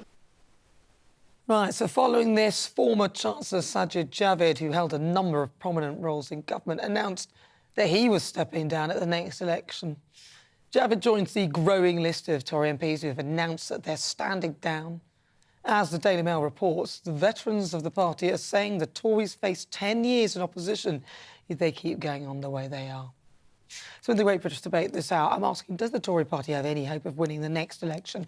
Well, I'm joined now by former Labour MP Stephen Pound. Stephen, thank you so much for joining me. Right, what do you think? Do you think Labour have a hope to win the next election? Have they got it in the bag? No, absolutely not. That's disastrous. I mean, look, the Tories could win the next election. It's a two-horse race, and we're 2 years away from it. But look, I think the key thing is, and Andrew will probably confirm this. One of the awful rules of British politics is nobody wins an election. The other party loses it. And at the moment, the Tories are coming apart like a flat pattern wardrobe. There's no question about that. But, we've been here before. I think there's something in the air. And I think in 79, I remember we had no chance. We knew the Tories would come. 2008 to 2010, we just sat around waiting for the Etonians because we knew that they were coming over the hill. 97, the Tory party was mired in sleaze. Some of the most ghastly, lubricious scandals you could ever sit down and imagine were being played out in front of our eyes. And it wasn't what Labour was going to say, it was going to do. It wasn't our policies. It was just the fact that we were different. We were new. Hard to think of me ever being sort of fresh and bright and, like a spring lamb. But, Labour was new in 97. I think what's happening this time is that Keir Starmer realised it isn't good enough to simply say we're not the Tories, which is why we're going to get a whole raft of policy announcements this week. But interestingly, you've never forget the fact that the Tories have currently got a majority in the high 70s. They haven't got the 80 majority anymore. It's a hell of a mountain to climb. So you ask a simple question, can the Tories win the next election? I say, yes, of course they can. For the sake of the country, I certainly hope they don't. What if they fix the economy, though? This could be, and as you said, next week the Labour Party will come out with some policies. One of their policies was about private schools and removing the charitable status, which I don't think polls that well for most people. I mean, what do you make of those sort of policies? Do you think that that's their way forward? Is that how they should be going? I think it's an interesting policy, this, because do you remember mansion tax? The idea was that, if you had a house, and this is going back a few years, and I remember knocking on doors all over my old patch saying, look, support us, we're going to have the mansion tax. And they said, well, no, that might hurt me. And I said, well, hang on a second, your house is worth shirt buttons, and they said, yes, but one day I hope I will have a house that's worth $1 million. So when you say about the public schools, people are saying it isn't right that they get VAT exemption as charities, because they're obviously demonstrably not charities. Public schools are a business, a cold-hearted, cold-headed business. However, the people who pay the fees for their children to go to public school have already paid tax. Yeah, so exactly. wouldn't it be more sensible? They've already paid, so they're paying tax twice. So I think it'd probably be more sensible to go the other way around and say, look, if you send your kids to private school, then maybe you should get a tax exemption for that. I'm no fan of public schools. I mean, it's an odd factor that in my borough of Ealing, 2 out of the 3 MPs are privately educated. So, the Labour Party's got an awful lot of people who went to public school. You think what they'd do, though, would be that they would try and fix the education system of the state sector so they don't need to sort of level down, which is what they sound like they're doing.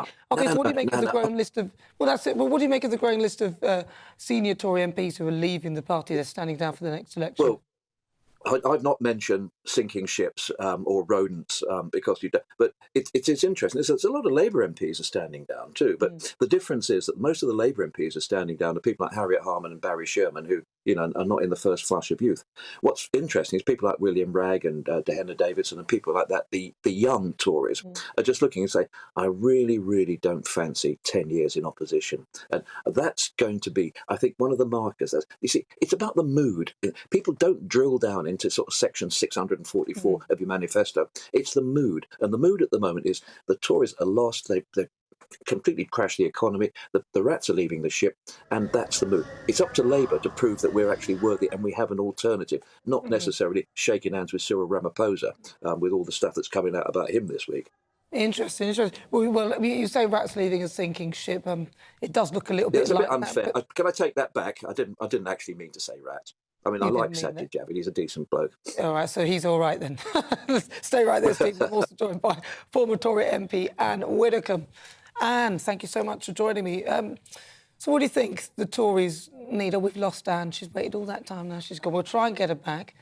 But just wondering what the Tories need to do in order to pull back in the polls. So I might as well go back to Stephen then and just see he gets a bit more airtime. Oh, no, Anne's back. She's back. Anne, great to have your company. So what do you think then? What do the Tories need in order to pull it back in the polls? Do you think the economy will do it? What do you think? Well, first of all, I wouldn't place too much emphasis on the number of Tories who are leaving at the moment. I mean, quite stupidly, what the Conservative Party has done is to say that they have to declare whether they're going to stand or gain again or not by Monday. Now, that simply means that everybody who was thinking about it and might have gone one way or the other is suddenly forced to take a decision. And it's a bit like, the COVID regulations when they decided to have a curfew and everybody was out all at the same time. And that's what they've done now. They've imposed a deadline that's embarrassed themselves, idiots. Anyway, that is the first thing. Secondly, it's always disappointing when people decide to stand down, but Labour MPs are standing down as well, which is perfectly normal in this period before an election. But what haven't we got? And I think this is significant. We haven't got people crossing the floor. Now, before 79, you had people like Reg Prentice coming towards the Conservatives.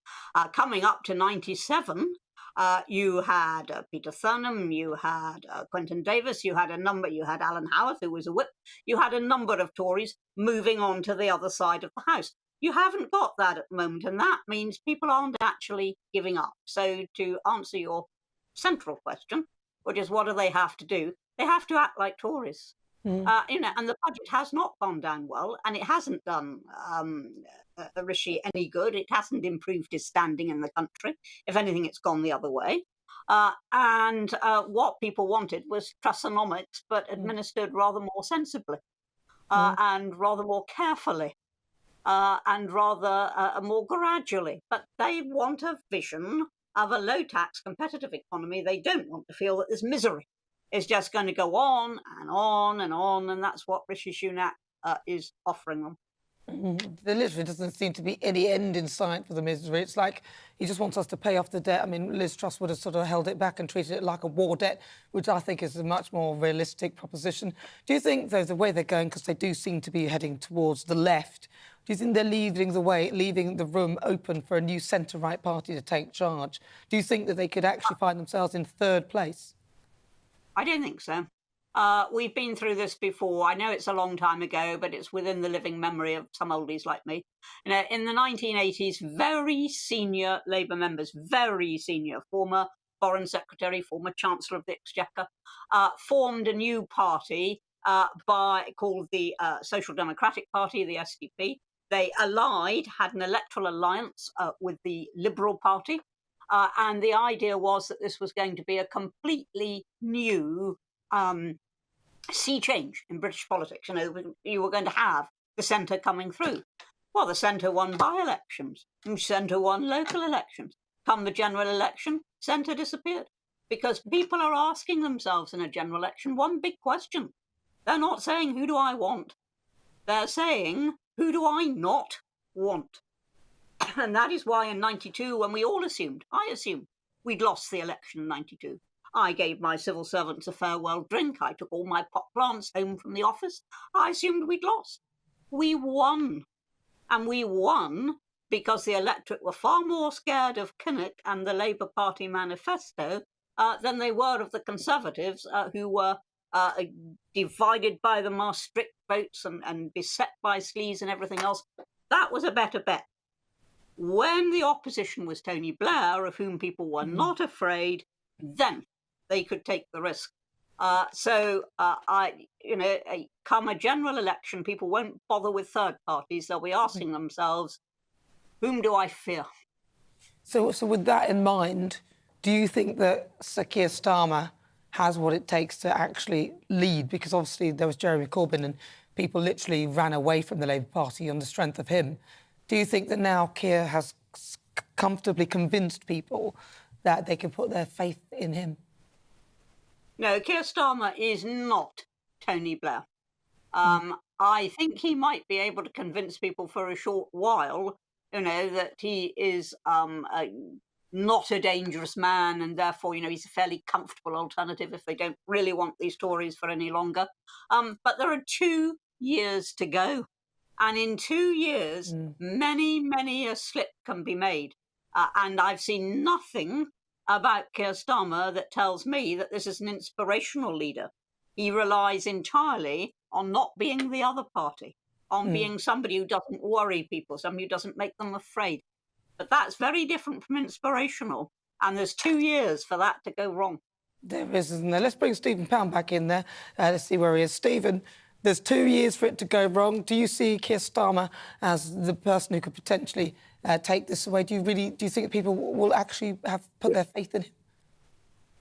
Well, if you'd just allow me to say that Anne Widdecombe looks 20 years younger since she left Parliament, so I hope that I don't think that actually applies to me. But you are looking great. Look, there has been at least one Tories cross the pole. Christian Wakeford in Bury North is now a Labour candidate at the next election. Just under 100 councillors have actually gone from Tory to Labour. But I think the thing with Keir Starmer is, you're absolutely right. He's not Tony Blair, but he's more of a Clement Attlee figure, a managerial figure. You know, he's not going to be standing on the barricades leading everybody to the revolution, but he's going to be an efficient, calm, sober, honest, trustworthy, decent politician. And I honestly think that's pretty much what we want at the present time. Do you think, Anne? Do you think that's what we want? No, I think it's the last thing we need. I think the Tories themselves massive disservice when they got rid of Boris, because Boris was inspirational, he was charismatic, he had huge personality, and he did inspire people. Now, Keir does not. Now, admittedly, nor does Rishi particularly, so you've got two rather dull middle managers facing each other across the House.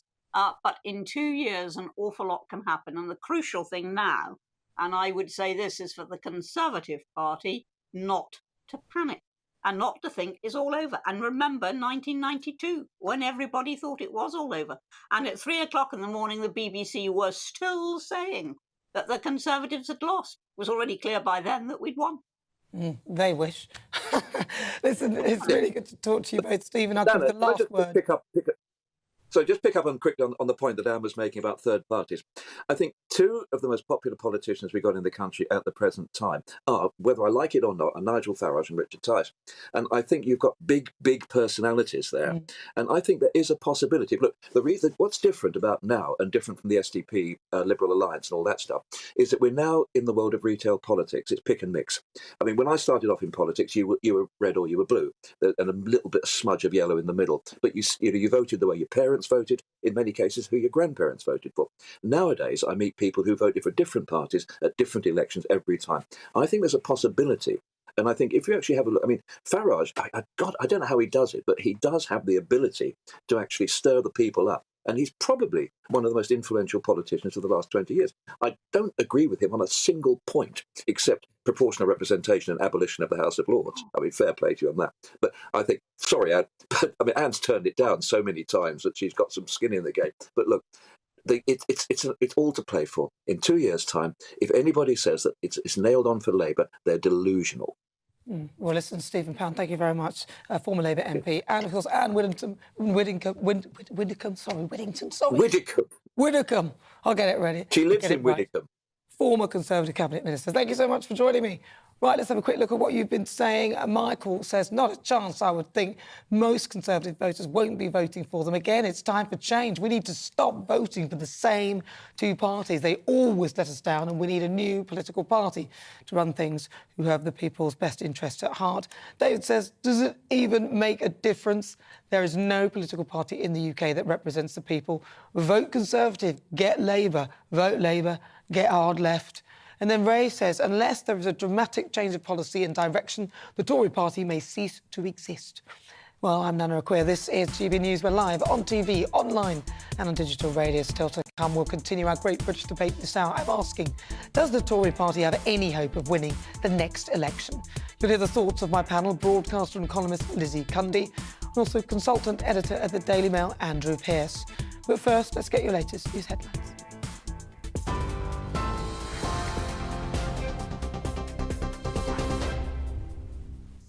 It's 5:34. I'm Ray Addison in the GB newsroom. Parents are being urged to look out for symptoms of strep A after 6 children under the age of 10 died from the infection. Symptoms are usually mild, but the UK Health Security Agency is now investigating a rise in severe cases. Experts say a lack of mixing during the COVID-19 pandemic could be behind a drop in immunity. The Russian embassy is demanding to know why a wealthy Russian businessman has been arrested as part of investigation into oligarchs. The 58-year-old was apprehended at his London home on suspicion of money laundering, conspiracy to defraud the Home Office and conspiracy to commit perjury. 2 other men were also arrested in connection with money laundering. All 3 have since been released on bail. Police have charged a 3rd teenager with murder after 2 16-year-old boys were fatally stabbed in south-east London last weekend. 18-year-old Hussein Bar appeared this morning at Bromley Magistrates Court and was remanded in custody. 2 others, aged 16 and 15, were remanded in youth custody yesterday after appearing at Bexley Magistrates. And today marks 30 years since the first ever text message was sent. Despite the introduction of other messaging platforms, 1 in 3 people still send and receive SMS messages each day. The first text was sent by engineer Neil Papworth in December 1992. It read simply, "Merry Christmas." We're on TV, online and on DAB+ radio. This is the People's Channel, GB News. Back to Nana in just a moment.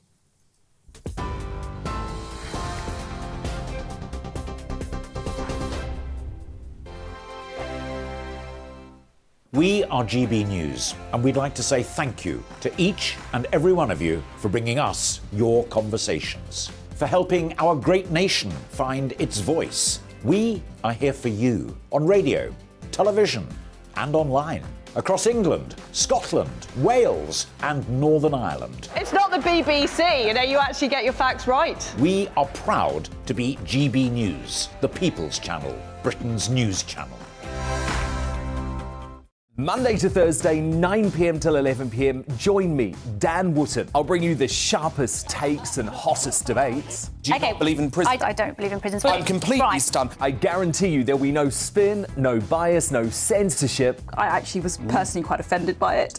And no reason to go to bed. So I guess they've always been quite woke. That's Dan Wootton tonight on TV, radio and online. Monday to Thursday from 9 p.m. till 11 p.m. on GB News. The People's Channel, Britain's news channel.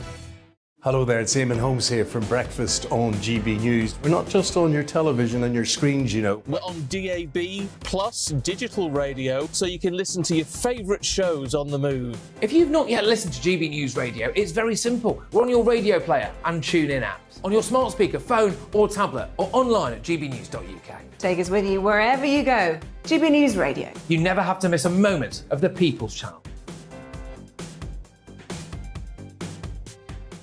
Join me every Sunday at 6 p.m. for Gloria Meets. In exclusive interviews, I'll be finding out who our politicians really are and what they really think. It's something that you would never want anyone to suffer. I didn't know what channels there were. I didn't think I'd be believed. I must have weighed about 7 stone and I'm 5'8". My instincts was to sort of cover this up. I mean, clearly that was a mistake. Join me every Sunday at 6 p.m. on GB News, the People's Channel, Britain's news channel.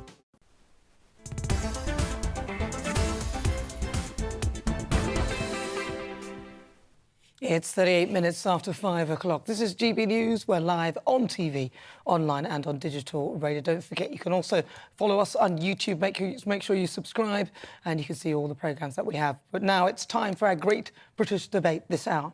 And I'm asking, does the Tory party have any hope of winning the next election? Now, in the Chester by-election, Labour candidate Samantha Dixon won as the party increased their majority to nearly 11,000. And that's following this, former Chancellor Sajid Javid, who held a number of prominent roles in government, announced that he was stepping down at the next election. Now, Javid joins the growing list of Tory MPs who've announced that they're standing down. As the Daily Mail reports, the veterans of the party are saying the Tories face 10 years in opposition if they keep going the way they are. So what do you think in the Great British Debate this hour? I'm asking, does the Tory party have any hope of winning the next election? Let's see what my panel make of that. I'm joined by Andrew Pearce and Lizzie Cundy. Andrew, I'm going to start with you. What do you think? Do they have any hope? Well, Anne Widdecombe has ever got straight to the nub of it. If they start to govern as Tories, as opposed to woke centrists, they've got a chance. And the reason they've got a chance is because Keir Starmer is useless. He's boring. He's got no charisma. There's no star quality. The only reason the Tories are 25 points behind is because they've made so many monumental errors. It's not a positive vote for Starmer. And the Chester by-election, people are writing the Tories off because of it. Now, it was a terrible result for them, but the swing to Labour was only 13%. They need a 12% swing to win the election. Blair was getting swings of 25% during by-elections when he was leader of the opposition. So there is all to play for, but they've got to govern as Tories. They've got to stop putting our taxes up and they've got to sort out those channel migrants and quick. And if they don't sort either of those out, they'll lose and they deserve to. Well, your description of Keir Starmer could almost have been that of Rishi Sunak. Well, yeah. Similar. Because sadly, under Rishi, it's no longer the Conservative Party, it's the Lib Lab Party. And for me, frankly, there's no chance for the Tories. You've got no hope, Bob Hope, and sadly Bob's left the building. Honestly, there really isn't.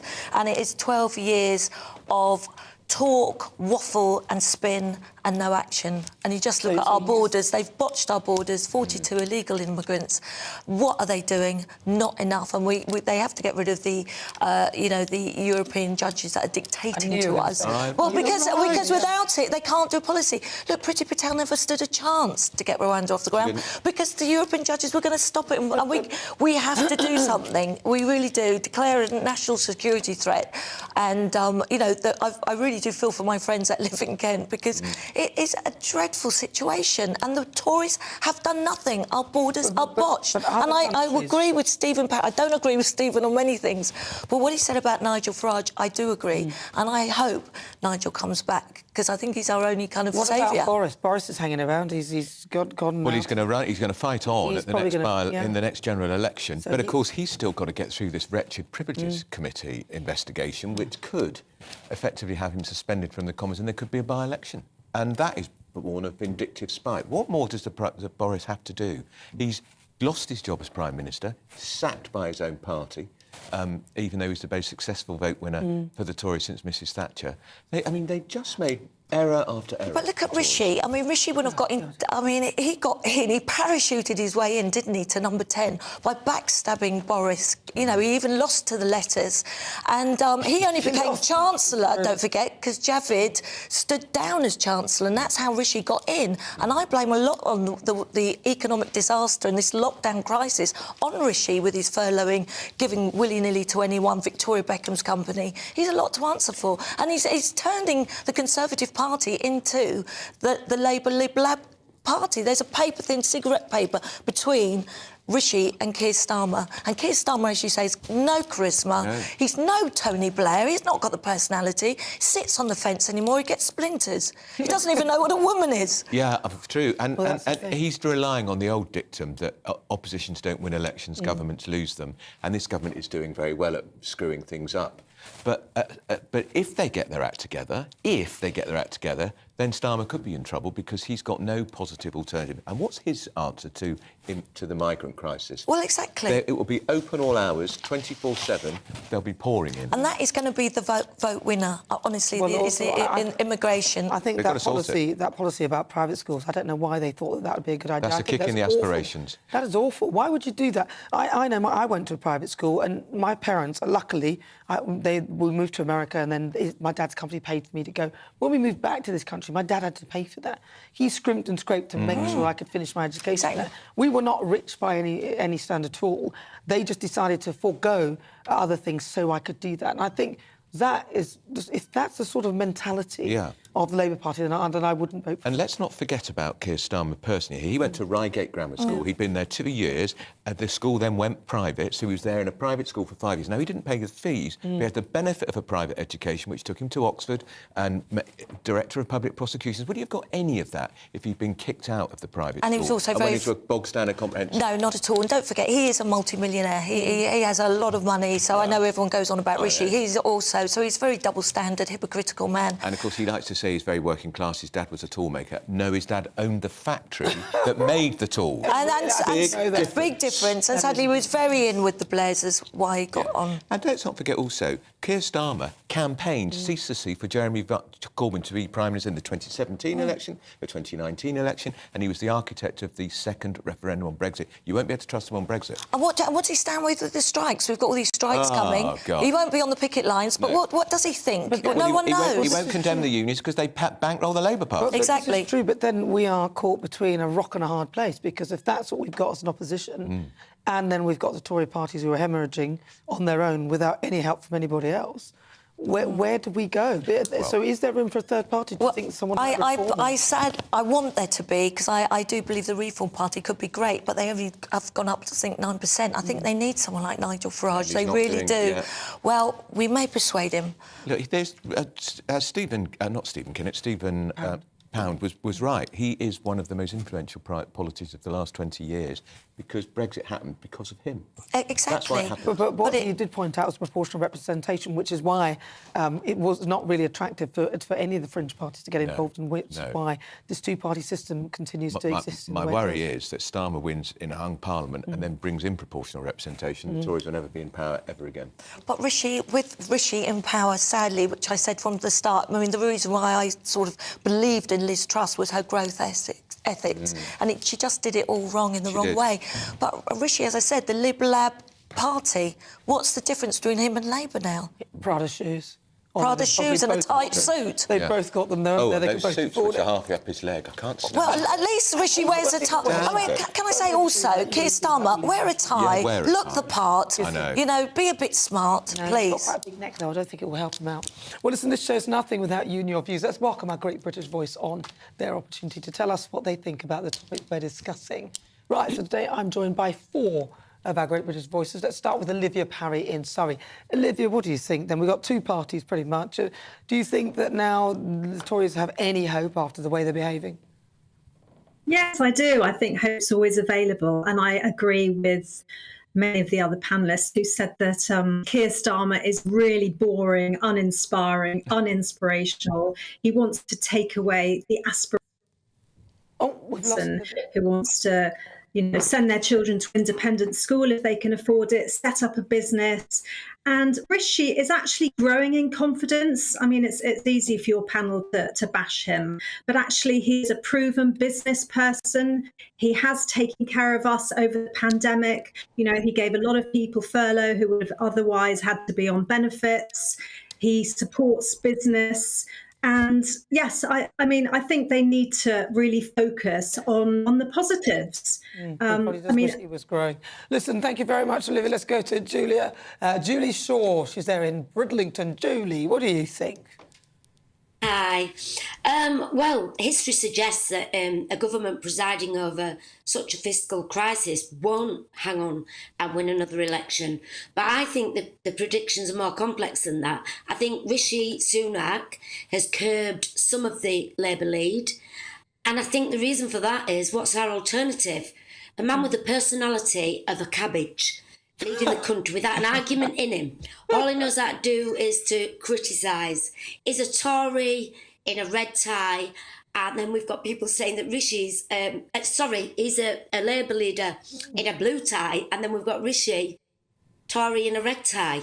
I mean, now just Farage really ought to stand up and show his hand, because we need an alternative. Can the Tories win the next election? Stranger things have happened. Thank you for that. Let's go to David Baum. He's there in Watford. David, what do you think?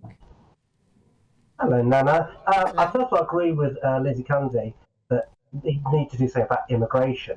But the one thing the government has to do is stop treating the British public as idiots. We're not morons. We can actually think and put a proper argument about what needs to be done. Because Keir Starmer is as boring as paper, but he could end up as the Prime Minister. And that would be a disaster. Oh, yeah, could you imagine? It'd be so dull. Lastly, let's go to Jonathan Jones. He's there in Cornwall. Jonathan. Yeah, I think it's too early to write anyone off, Nana. I mean, I did a BBC tea tasting the other day, and I thought the world's changed. Last year, you guys have only been around, a year now? And a lot of the people that will be voting for the Tories, if they get in again, will be listening, watching you guys. And the world's changed, media's changed, everything's changed. And I think the sort of horror that they'll be thinking, oh my word, Nigel Farage is going to put together the Reform Party, it might actually wake them up, and they'll start thinking, we can't tax us to death. And if they're not our cup of tea, they'll get kicked out, won't they? Well, listen, Jonathan, always good to see you. Thanks for the tea. Well, those are our great British voices. Olivia in Surrey, Julie in Bridlington, David in Watford, and Jonathan in Cornwall. Thank you so much, guys. Really good to hear your thoughts. Right, so you at home, it's time for you to join me now for our quick-fire quiz. And this is the part of the show where I test my panel on some of the other stories that are hitting the headlines right now. I'm joined by broadcaster and columnist Lizzie Cundy. Lizzie, press your buzzer, please. And also consultant editor at the Daily Mail, Andrew Pearce. Your buzzer, please. Right. Now, remember, don't press those buzzers before I finish the question, otherwise you should be eliminated. Ejected from your seats. Oh, she's right, let's begin. Please play along at home. Here's question number 1. Harry Potter author J.K. Rowling sent a specific gift to a feminist protester who heckled Nicola Sturgeon during an event. But what was that present? Was it A, Harry Potter series, B, a crate of champagne, or C, tickets to Swan Lake at the Royal Opera House?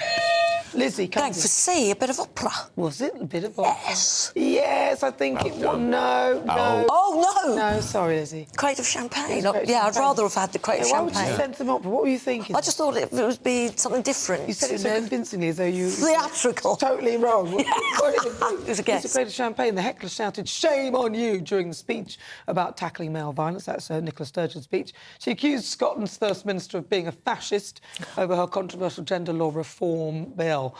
So, panel, what do you think? Do you think that... It was a great heckle, and Sturgeon was just rooted to the spot and had nothing to say, because the way she's embraced the trans agenda in Scotland is pretty shocking. Oh, it is horrific. And she's had resignations from her front bench over it.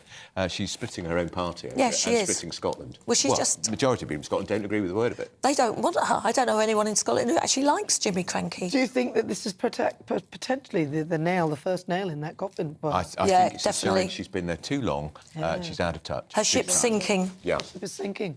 Right, well, question 2. NASA has invested a large sum of money to help develop the landing pads, habitats and roads on the moon. But how much have they spent in pounds? Closest answer wins. Freshie buzzer first, though, of us. I don't know. Yes, Andrew. £1 billion. 1 billion. Freshie buzzer. Half a billion. It's 500 million. Let's see. I don't know. The answer is... 40. Well, you're nearest. Well, I'm nearest. Yes, even though you're miles out. Miles out, but anyway. Miles out there. NASA has said new technologies are needed in order to explore the challenges of living on another world. God. The International Space Agency has said that they want to build a base on the moon by 2040. Would you go and live there? I'd love to go to the moon. Yeah. I don't think I want to live in there. I can think of a few people I would like Yes, to I know a few I'd like to send to the He moon. can go on Would you the moon. go there? No. No, Darling, I don't like flying. I don't blame you. No, I don't want to go to the moon. No, I'd love to. Quite happy here. Well, there's no atmosphere. Very good. You've been waiting to do that one. The timing was so off on that one. Right, question 3. A team of experts has said that the French baguette will get UNESCO recognition. True or false? False. That was you, Andrew. False. Andrew says false. Yeah, I don't think that's true. False. Sorry. It's true, actually. God's Again, sake. you What said are it so they, convincingly. why are UNESCO doing that? Well, why are they doing Pointless. that? That's No, a because the waste of baguette- time. Well, it's because the baguette is famous for being a staple of French cuisine. The French thought it's a government is croissant. planning to set a special day to celebrate the move, calling it Open Bakehouse Day. Do you like baguettes? Not much. Don't do carbs, darling. Really not? Not really, no. No, can't keep this body like this doing carbs. You still haven't shown us those boots. Oh, yeah, can I give you the viewers a quick... Look at those boots. Ta-da! You've left the price on the bottom. Oh, there you go. I won't say how much they cost. I did, actually. Question 4. Famous pop star Dua Lipa became a citizen of which country? Was it A, Kosovo, B, Serbia, or C, Albania? Lizzie Bundy. Kosovo. Kosovo, and have you got a guess? Kosovo. It's Kosovo, you say? I thought she was from Albania. Oh, we're not doing very well, Andrew. So bad. I They are got one so right. bad. Gosh, we They are aren't really anything doing... right. But we're very convincing. They're really convincing, yeah. That's the international... Can I tell you, I don't even really know who she is. Oh, Dua Lipa. Oh, my God, she's great. She's amazing, Yeah. but I didn't know she was from Albania. She's from Albania. She's Kosovo. She's got a spot of Kosovo. Oh, well, there you go. But I knew that. She moved to London amid the tensions in Yugoslavia back in the early 90s. The Albanian president has said the country is incredibly proud of her success in the music industry. Do you like Dua Lipa? You've said you never heard of her. Of course I do, yes. She did the with Elton John as well. The nice duo. She's really good. She's Elton really who? Oh, yeah. You know Elton John. Joke. And your final question, question 5. Which 4-time World Cup winners were surprisingly knocked down during the group stages this week? Was it A, Holland, B, Brazil? That's too fast. I haven't finished. C, That's Germany. very naughty. I was And first. you did that. Germany. Germany. It is Germany. You So convincingly, let's see if... Because I cheered when I heard it. Yes. I cheered when Finally Germany got You got said out. earlier you didn't know anything I about don't, football. but I know enough to know that Germany got out, and I cheered They when I did. heard. Well, I don't know. I shouldn't really let you have that because you buzzed beforehand. It's Sorry. a tie, though. It's 1-1. Well done. Well Very done. Good, good. Well done. God, that was- Nobody loses. Yes, Germany failed to qualify from the group stages Good. of the World Cup. This was in part due to the shocking loss Good. against Japan. It seems this tournament could be anyone's. Do you know what? I've got a do you feeling... think? I think England could win it. I mean, of all They've got places, Senegal, Qatar. though. They're playing Senegal. I still Senegal's think... good. I've got a feeling they're going to win it. Well, I don't know who's going to, but I want England to win it. Well, I'd like to see them win. Why not? Well, listen, on today's show, we've been asking, is it ethical for charities to discriminate against race? According to our Twitter poll, 86% of you say yes. It is ethical. What? I thought you were going to say no. Yeah. Really? 14% of you Gosh. say no. Shocked And at in that. more uplifting news, Peter Kay was brought to tears last night on the opening night of his first live comedy tour in 12 years. The comedian was performing at the Manchester AO Arena, kicking off his tour that's set to go on until August next year. A reminder as to there's nothing wrong with a little bit of fun and laughter. Here's my audition for Strictly Come Dancing.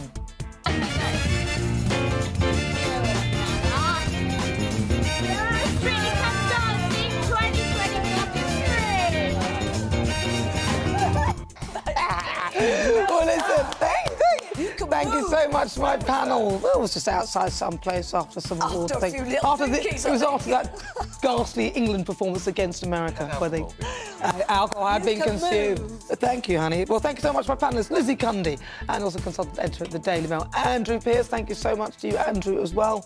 And thank you to you at home for your company. As ever, I shall see you tomorrow at 4 to discuss the latest stories with broadcaster and journalist Danny Kelly and former editor of The Labellist Peter Edwards. We'll also be joined by award-winning author Adele Parks. You won't want to miss it. But now, I'll leave you with the weather. Take care. Looking ahead to this evening's weather, and the UK is looking cold but cloudy for most, with showers affecting eastern areas. Let's take a look at the details. It will be mostly dry across southwestern England, with a mix of clear spells and scattered showers, chiefly across Devon and Cornwall, and a keen wind will make it feel rather cold. A northeasterly breeze across the southeast will make it feel cold, with coasts being particularly exposed. It will remain rather cloudy but dry. It'll be cloudy across Wales, but a few outbreaks are possible, particularly in the west, and there is an outside chance of an isolated shower or two, but it will be mostly dry. Across the Midlands on Saturday evening, it will be dry, rather cloudy, but with clear spells, especially in the west. There is a chance of a few showers, mainly in the east, and it will feel cold everywhere. An easterly wind will feed showers westwards across northeast England, and some of these will be heavy and turn wintry in the highest peaks later.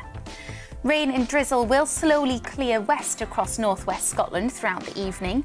Elsewhere, it's generally cloudy with some clear spells and isolated showers affecting the far east coast. A few showers will continue to affect eastern coasts of Northern Ireland. Most places, though, will remain dry with clear spells developing, feeling chilly overnight with lows of 4 degrees Celsius. Overnight, we'll see further showers, mainly in the east, but drier further west. And that's how the weather's shaping up overnight into tomorrow morning.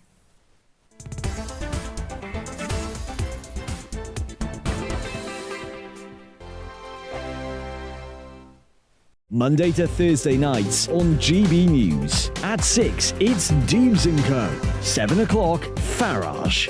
At 8, join Mark Stein. And at 9, Dan Wootton Tonight, followed by Headliners. On TV, radio and online. This is GB News. We are GB News, the People's Channel. Why not take us home with you by visiting the GB News shop at gbnews.store? You'll find all the official merchandise, a really good present.